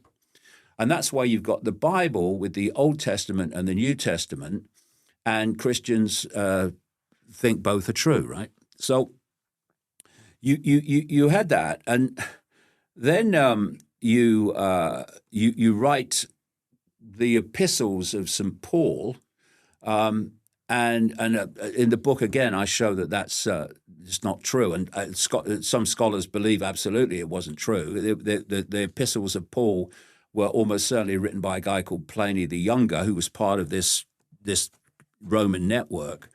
And he is famous in traditional history for writing lots and lots of letters. And the St. Paul letters were basically written by him. And it was all part of this creating this illusion of a new religion. So this Flavian dynasty was behind the creation of Christianity originally. And then sometime later, in the 320s AD, came along a dynasty which were known as Neo-Flavians because they all had Flavian in their names. And one of them was Constantine the Great. And Constantine the Great is acknowledged by Christianity as being one of the founders of what we call Christianity today. And he made Christianity the state religion of Rome. And he oversaw something called the Council of Nicaea in 325 AD in what is now Turkey. And the Nicene Creed, which is what Christians are supposed to believe to this day to be a Christian, was decided at that Council of Nicaea. What then happened is his mother, Constantine the Great. Oh, and by the way, there's a statue of Constantine the Great outside of York Minster, the cathedral at York Minster, because it acknowledges him as a great founder of Christianity. So his mother, Helena, is then dispatched in 326 AD to the Holy Land, 300 years after Jesus is supposed to have lived. And she, miraculously, but there miracles happen, found the three crosses, right? 300 years later. And she wanted to know which was the cross that Jesus died on. And so they got this lady who was supposed to have been dying of a deadly disease, and they got her to touch the crosses. This is the official story, right? So she touches one cross, nothing happens. She touches the next cross, and he's miraculously kind of healed. That's the cross that Jesus died on. She also found the tunic in which he was wearing at the time of the crucifixion, 300 years later. And then Constantine the Great, on a Roman pagan site of worship, built the Jerusalem Church of the Holy Sepulchre, which is claimed to be the tomb of Jesus and the place where he was crucified. And Christians still go today, and they think that's true. When it was decided by Helena, who also found the three crosses and the tunic, etc., and decided that this is where it happened. And what it is if you keep telling the story over and over and over again, eventually your sense of it is it's historical. This is what happened. But if you just stop and say, well, I'm going to have a look at this and I'm going to see what evidence it's based upon, then suddenly you realize it's based on nothing. I mean, you look at the stories of Jesus. There's no eyewitness accounts that we see. They're all written much later. Just as the obviously no eyewitness accounts of the Old Testament stories, they were written much later, and they were written by humans for human reasons. And then you come into Islam, which is supposed to be based on the experiences of Muhammad, who is said to have died in 632 AD. Now, a lot of people don't realize that a lot of the characters in the Quran and Islamic belief are the same as Christianity and the same as Judaism and the Old Testament. So just as you have the typology of the Christian story linking into that, or appearing to, So you have the story of Islam linking into the Christian story and linking into the Old Testament story. And if you go back to the basis of all three, there's no evidence at all that any of it ever fucking happened. And the evidence is overwhelming that it actually came out of stories from Mesopotamia, not Judea and what we now call Israel. So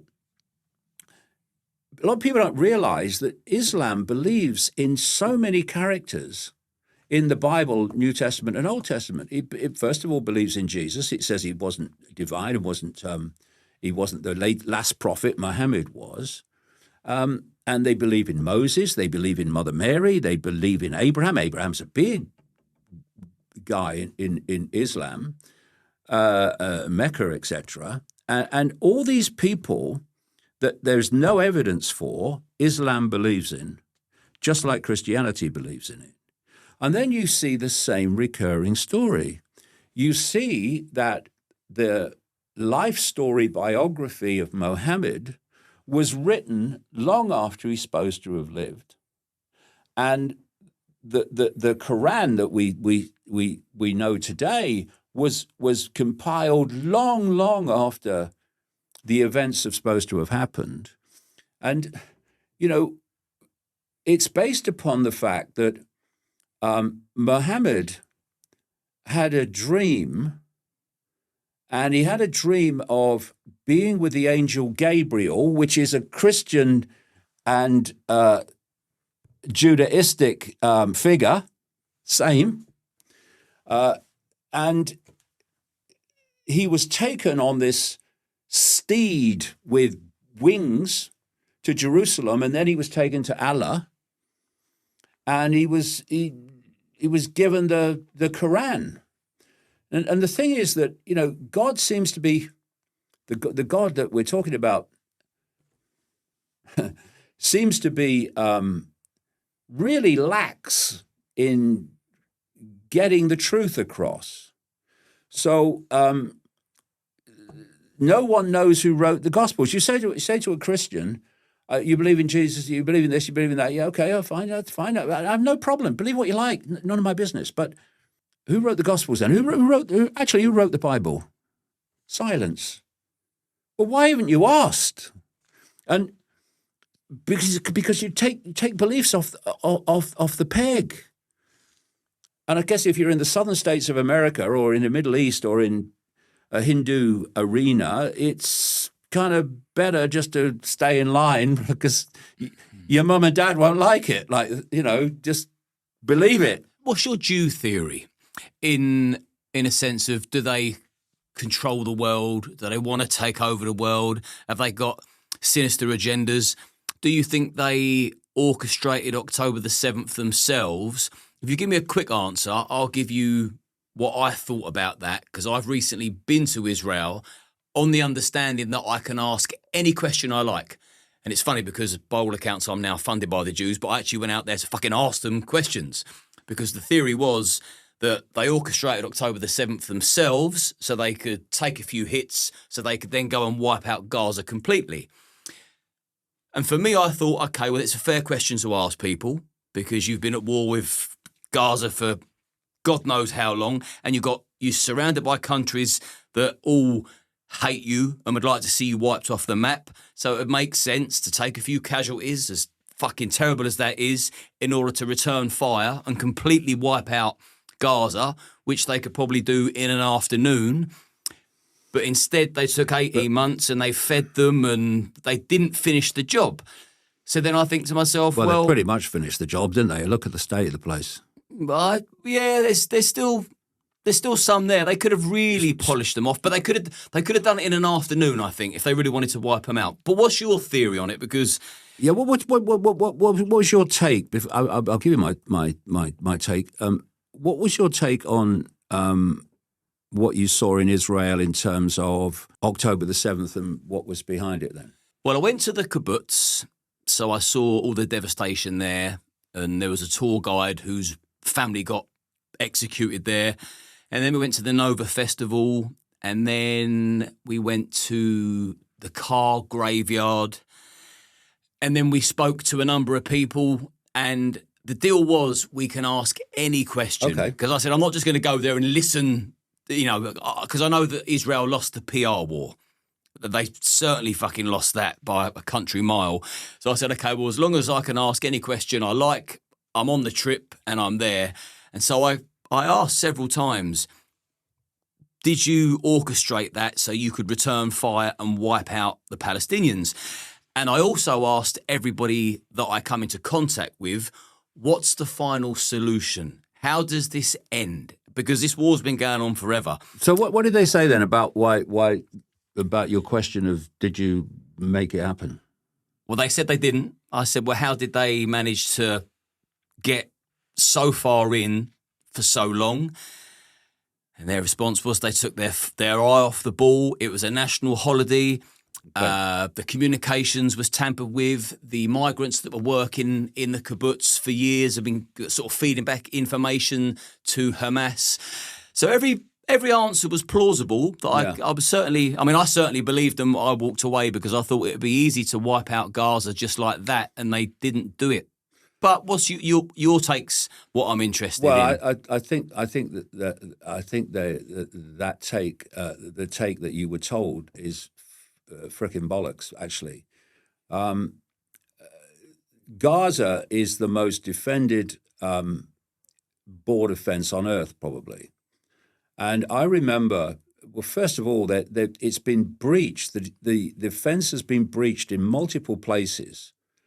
And the response time was ludicrous. And also, there were former members of the IDF, who pointed out at the time that the sensors on the fence are so fantastic, they would know if there was a cockroach or a bird near the fence. And you would appreciate that given the history. And I remember Charlie Kirk saying in a video, I think it was probably, in the wake of October the 7th or maybe a bit later, that he'd been to Israel and it was 45 minutes in a helicopter from Jerusalem to the border, and that he couldn't understand why it would take so bloody long to respond, why there was no response immediately. You've then got members of the IDF who have actually gone public and said there was a stand-down call. There was a stand-down order that they backed off from the border. And, I invented the phrase in the 1990s, which I called problem, reaction, solution, which is a devastating technique. First of all, you create a problem. It could be anything from a war, an attack, a government collapse, a financial collapse, whatever. And you tell the public the version of that problem that you want them to believe, i.e., you blame someone else for it or some situation for it. And having got the reaction at stage 2, do something, what they're going to do about it, you then openly, in changes in society and law, offer the solutions to the problems you have covertly created. And there's another version of that, which I call no problem reaction solution, where you don't need a real problem, you just need a perception of it. Human-caused climate change, anybody, right? And as a result of creating a problem, real or illusory, and of course October the 7th was absolutely real, you then get the reaction and you offer the solution. And, 9/11 was a classic problem reaction solution. You give me your take on that as well. And it comes round to Gaza as well. So in the year, my earlier books all reveal this. In the year 2000, there was a group in America called the Project for the New American Century. They were really influential people. A lot of them Zionists, by the way. And understanding Zionism is not really about Jewish people in the end. It's about a network that has contempt for Jewish people, ironically, called the Sabbateans. That's another story, which I'll go into in the book about. But they listed in this Project for the New American Century document a list of countries they wanted to regime change. And they included Libya, they included Iraq, and so on. And when George W. Bush, boy George Bush, came to power in January of 2001, lots of these people came with him and went into the administration. Then you come round to exactly a year later, September 2001, and you had 9/11. And as a result of 9/11, problem, reaction, understandably horror, not just in America but around the world, you then had the solution. And the solution was, first of all, targeting Afghanistan because, it was Osama bin Laden. That's what we've got to get Afghanistan because they're holding him. And then it was Iraq, thanks to Tony Blair and boy George Bush lying through their frickin' teeth about weapons of mass destruction. And then you had Libya and all these, and you're ticking off these countries. And also in that list, which Netanyahu's been going on about since 1996, is they want to topple the regime in Iran, and they're still trying to bloody do that. So as a result of 9/11, and what I do in my books, Alice in Wonderland and the World Trade Center disaster and the later 2019, The Trigger, is in the first half of the book, I take apart the official story, the official story of 9/11. It's a joke. And in the second half, I talk about who actually did it. And it wasn't 19 Arab hijackers. It was a combination of Israeli and American networks, which are through the cult one network.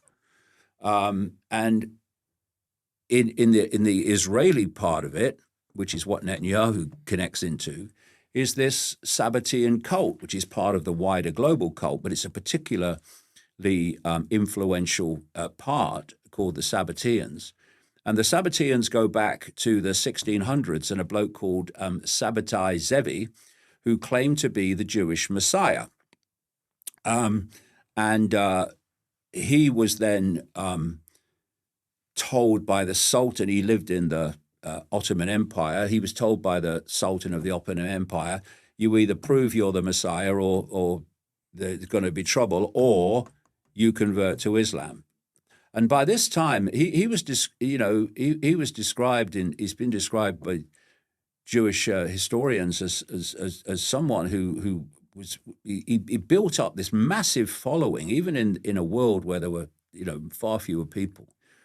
And a lot of them were like, what do you mean you're going to convert to Islam? But a lot of them converted with him, and they became known as the Donma, which means to turn, except they didn't turn. They outwardly appeared to be following Islam, but actually they were this cult, 𝐟𝐵𝐶i𝐭 cult.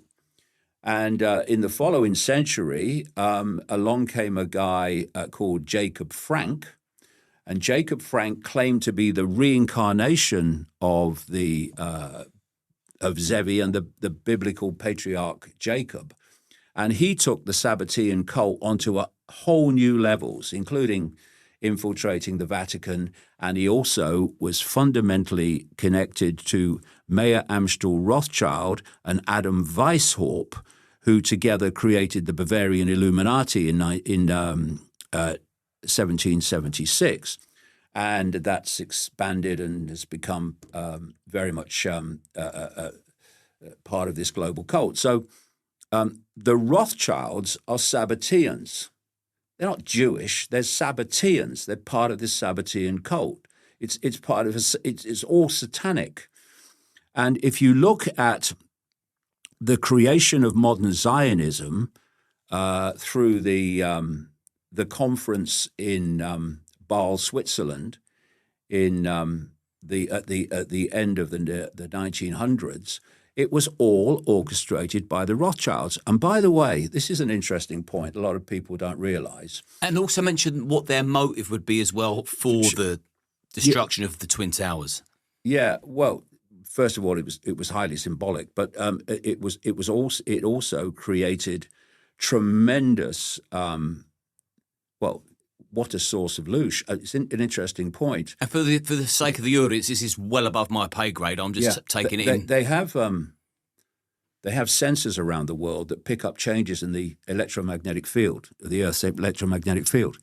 And when I think I put it in the book, when you look at the impact on the electromagnetic field of the Earth at the time of 9/11, it absolutely spikes, massive spike.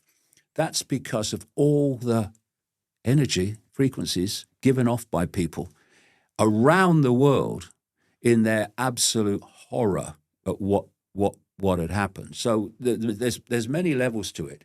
But the Rothschilds, they funded basically the creation of Israel and the movement of Jews out of Germany. But that conference, that first Zionist conference, was it 1897, something like that, was supposed to be in Munich, Germany. But the Jews in Munich, Germany were so frickin' outraged that, what do you mean you want us to move to frickin' Palestine? We're fine. Leave us alone. So they had to move it to Basel, Switzerland. And then along came Adolf Hitler.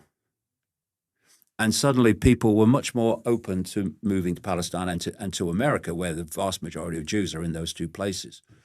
And so the Sabbateans have run Israel ever since. And, you know, when you look at the 𝐶𝐵𝐷𝐼 period, and it's gone on since then, it was not Judaism, it was an inversion of it. So if Judaism had a fasting day, mm-hmm. the Sabbatean cult would have a feast day. They believed in interbreeding within the cult, you know, like incest and stuff. And they were everything. They inverted everything. They believed that doing evil was a good thing, you know. And that's gone on ever since. And one of the things I've been trying to get across over the years is that don't judge what these people will do by what you would do, because they're not the same. You know, if you look at the definition of psychopath, and there's a thing called the hair test, named after the guy who invented it. And it's a list of traits that if you have enough of them, you are officially called a psychopath. The top two traits are lack of empathy, and no compassion. And now, if I have empathy with you, in other words, I can put myself in what you must be feeling, then that is going to affect and limit what I will do to you, because I'm feeling an empathy. What must he be feeling like now? What I'm doing now, you delete that, so you have no empathy. There is no fail-safe mechanism that stops you doing anything, no matter how extreme, to another human being if you do not have that empathetic connection and lack of compassion. And these people have no empathy and no compassion. So what they've done in Gaza and what others have done in the First World War, the Second World War, I mean, talk about louche production globally, and 9/11 and all these things, they have no empathy. I mean, if you had empathy, could you drop all those bombs on Gaza? You know, if you're an Islamic terrorist, could you chop people's heads off? You couldn't. It'd be impossible. But if you have a deletion of empathy, then you'll do anything. And that's what we need to understand these people and what they will do. There's no limit to what they do. In fact, not only would they not have a limit on what they do, they get off on doing this frickin' evil. And so what we're looking at, this would be a good way to bring it to a conclusion if we're looking at the ways forward, is what they've done is you've got a target population, currently billions, they say 8 billion. There's a few of you by comparison with that. So how do we control that population? Okay, what we do is we get them to believe different things rigidly, to the exclusion of all else. I'm a Muslim, I've got the truth. I'm a Christian, I've got the truth. I'm a Hindu, I've got the truth. And so you go on. And then we get, other belief systems that are not overtly religious, but really are the same mentality. And you get them, you get the left. I've got the truth. I'm the right, I've got the truth. Well, I'm the center. I've got a bit of both the truth. So and then having broken up your target population into fiercely unwavering belief systems, gotcha. The second most important thing in the few controlling the many, you play them off against each other. And so they're fighting each other and they're cussing each other and they're in conflict with each other. And while they're fighting each other, they don't look up and see the same hands controlling the strings to all of them. And that's what's going on. And what I suggest, just my view, we need to do is to get a blank sheet of paper, symbolically or literal, and say, okay, all bets are off. I'm not coming from any belief system. I'm going to just suspend it for a second. And anything that comes on that sheet of paper in terms of my perceptions of reality and self, it's got to earn its place. And they've got to earn its place with evidence. And I'm not going to take something off the peg from thousands of years ago and believe it's the entire truth and I can't go outside of it, no matter what it is. And when you do that, immediately the walls of the prison of the mind, start to fall. Because you start to question and look for evidence, and like a religious story or whatever, you find there ain't any. It's all been a scam. It's all been a confidence trick. And okay, you all believe different things. That's fine. It's none of my business what you think. But look, put down the fault lines for a second.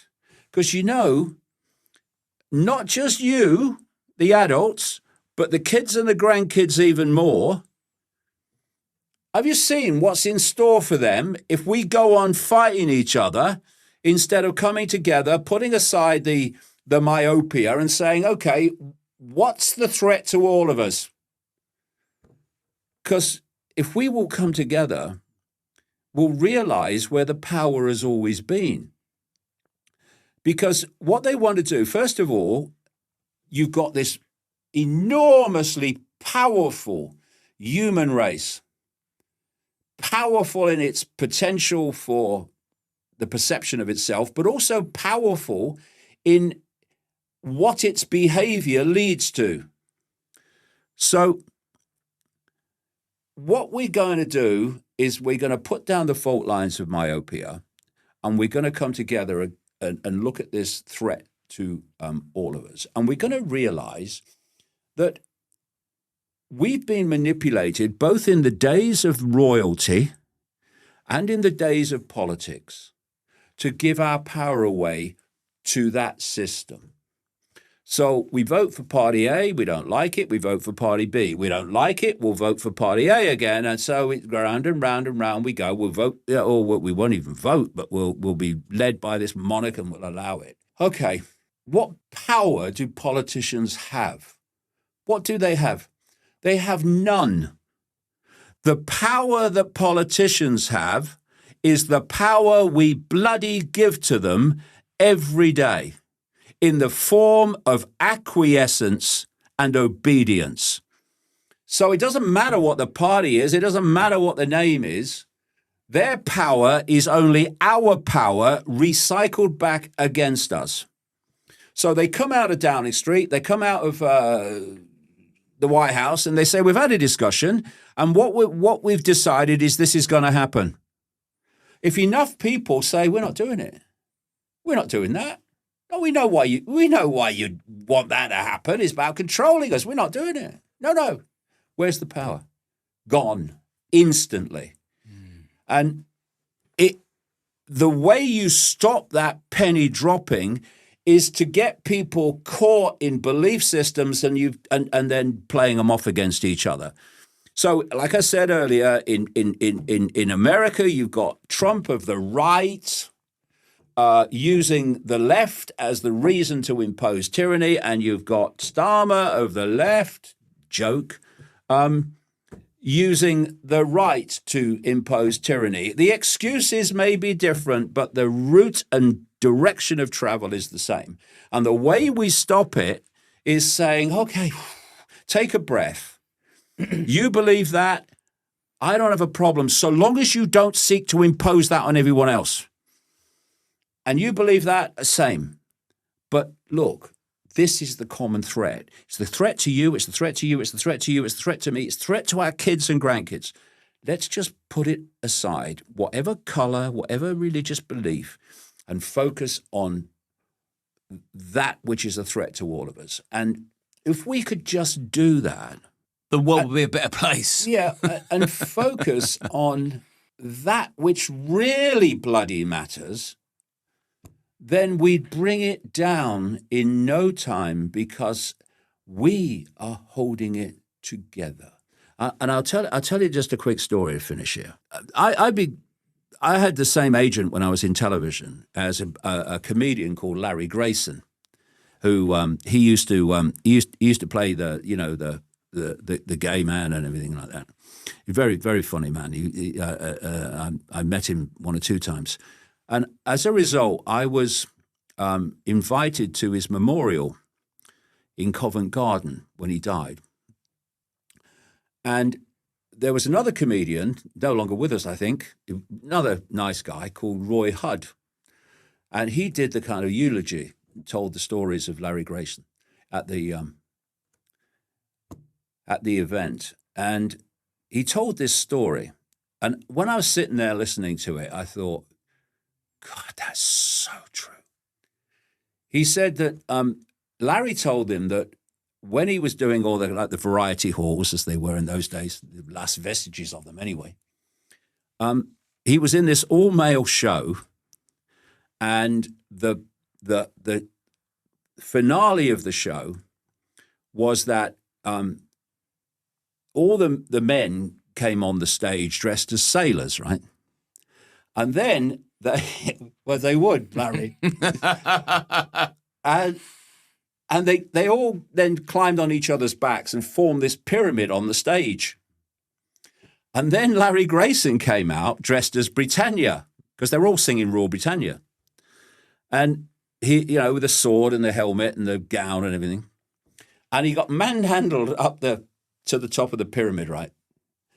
And Roy Hudd was telling this story, and he said, Larry said that it was a big finale. He said, then I noticed, he said, that someone in the bottom left-hand corner had got rather a cough. And as Larry said, well, we were staying in a place with very, very, very damp beds that week. And this guy in the bottom left-hand corner of the pyramid got such a cough that he stepped out. He stepped out of the pyramid and he came down. And Larry ended up apparently in the second row, somebody's lap. And I listened to that story and I thought, God, that's so symbolic. Mm. Here we're standing, oh no, I've got no power, I'm just little me. If just together we stepped out of the pyramid and said, we're not fricking having it anymore. You have no power, only our power, and we're taking it back, thank you. Down it would come. It wouldn't be possible for this system to survive in its dystopian fashion if we did not, through acquiescence, give our power to the few. And it's got to stop, and it's got to stop now, because if it doesn't, we're fucked. Okay, so final question, and I'd love to have gone deeper into the whole Israel-Palestine thing, but I've had so many conversations on this show on that subject matter, we don't need to. Just very interesting to get your take on it. And I think I already know the answer to part of my question. Okay. So I've heard you say they want civil war, or they will cause civil war. I think I now know who you mean by they. This lot. Yeah. Why will they cause civil war, and what do you think the likelihood is of us heading into a civil war in the UK? Well, that depends on how we react. You see, this thing I say about belief systems is so freaking important. You've got people in, let's say in Britain or America, who have a history where the country was a certain, was lived in a certain way, life was lived in a certain way. And then you've had this massive influx of migration from another culture and other cultures into Britain. And it has, without question, I mean, I come from Leicester, I saw it happen, transform the cultural nature of great parts of Britain. So what are we looking at? We're looking at, in effect, two belief systems that have been brought into the same area and created this conflict. Partly because one culture wants to impose itself on another, and partly because of the indignation that people are watching their culture disappear, especially in the cities. And so what we're looking at is a classic of play them off against each other, which is why, when you look at it, the mass migration has been allowed to happen. It's been allowed to happen. You know, you've only got to listen to the communications that are leaked between the French Navy and the border police, where they're handing them over. It's all part of it. And, you know, I'm absolutely in favor of people who are fleeing war, who are fleeing tyranny. Absolutely, they should be looked after. No problem whatsoever. But while I hear people talking about, oh, yeah, but they're refugees. Well, okay. And if they were, then I'd be in favor of that. But they ain't, right? They are fighting age young men coming in vast numbers, and they're being given enormous amounts of money and resources by the government. Why? Because they want more to come in, because oh, yeah, you go there, it's all right. And so in that sense, the migrants coming in and the indigenous population, many of them previous migrants, that don't want that to happen,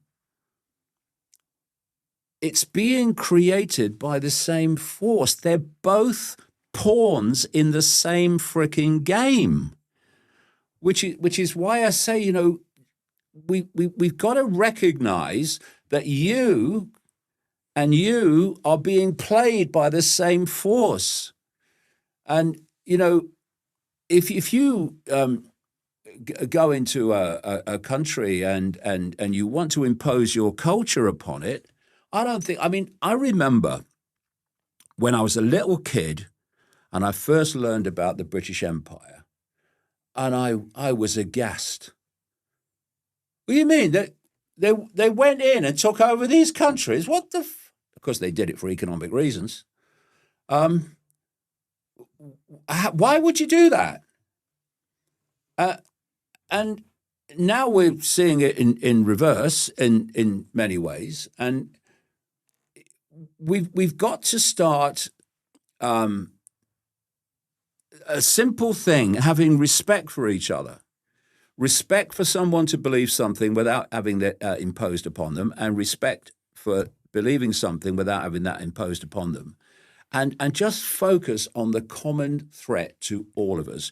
Because this dystopian, AI-controlled, digital-controlled society is going to control the migrants and it's going to control the indigenous population. It's targeted. It's not targeting them and not targeting. It's targeting everybody. And if we don't start to come together and see it and put down the fault lines through respect, then what they want will happen. Because what they want is happening. And you get this thing, this digital ID. How could that possibly happen? You can't have a job unless you have a digital ID, which is all part of this digital currency and the wider digital AI control. But if enough people say we're not doing it, where's the power? I'll tell you a quick story. Margaret Thatcher introduced something called the poll tax. And the poll tax was a very, very unfair tax. I refused to pay it myself. And what happened was, because, maybe for the first time, the working class and the middle class, many in the middle class, were both affected by this poll tax. It was an incredibly unfair tax, where it didn't matter what your income was or anything like that. If you had a certain if you had a certain size of house, then you were going to get clobbered by it, right? And the number of people in your house, as I remember. And so the fault line, where I'm middle class, I'm not bothered about the great unwashed.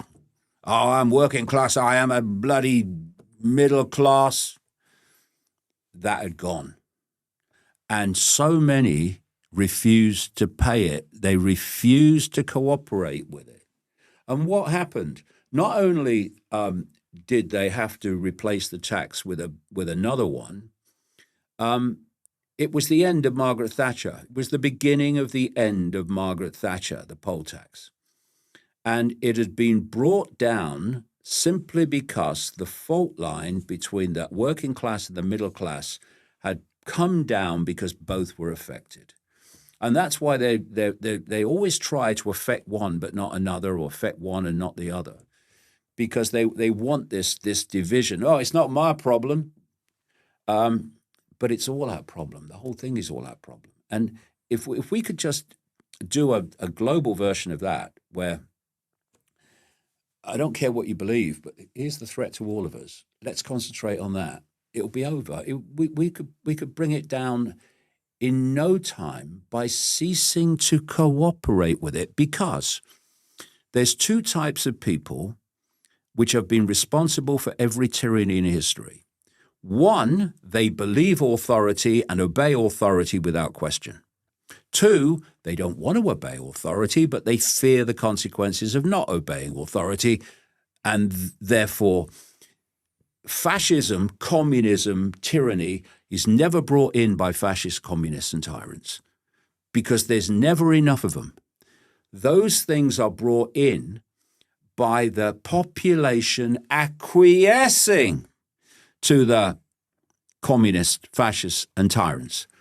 And the third group has brought an end to every tyranny in history, and that's the group that says, I can see what you're doing, I can see why you're doing it, we're not fricking having it. We're not cooperating with you. And if you notice, when tyranny is overturned, it starts with the few who show the example of not cooperating, and they get more successful and they impact more with not cooperating, and then more of these people start joining them. And then eventually the tyranny is overturned. But that third group is what we need desperately. Okay, it's no good just seeing it, cease to cooperate with it. Digital ID, fuck off. Not having it, not doing it, en masse, over. And on that note, we're going to end this interview, because that is the perfect note. Digital ID, I concur. Fuck off. I'm going to put the link to David's book in the description, along with his X account. There'll be a thumbnail here somewhere. Please click that and carry on watching. Like and subscribe to the channel. And David, that was Cheers, mate. Absolute joy, sir. Thank you for giving me all that time and so much of you. No problem. Much appreciated.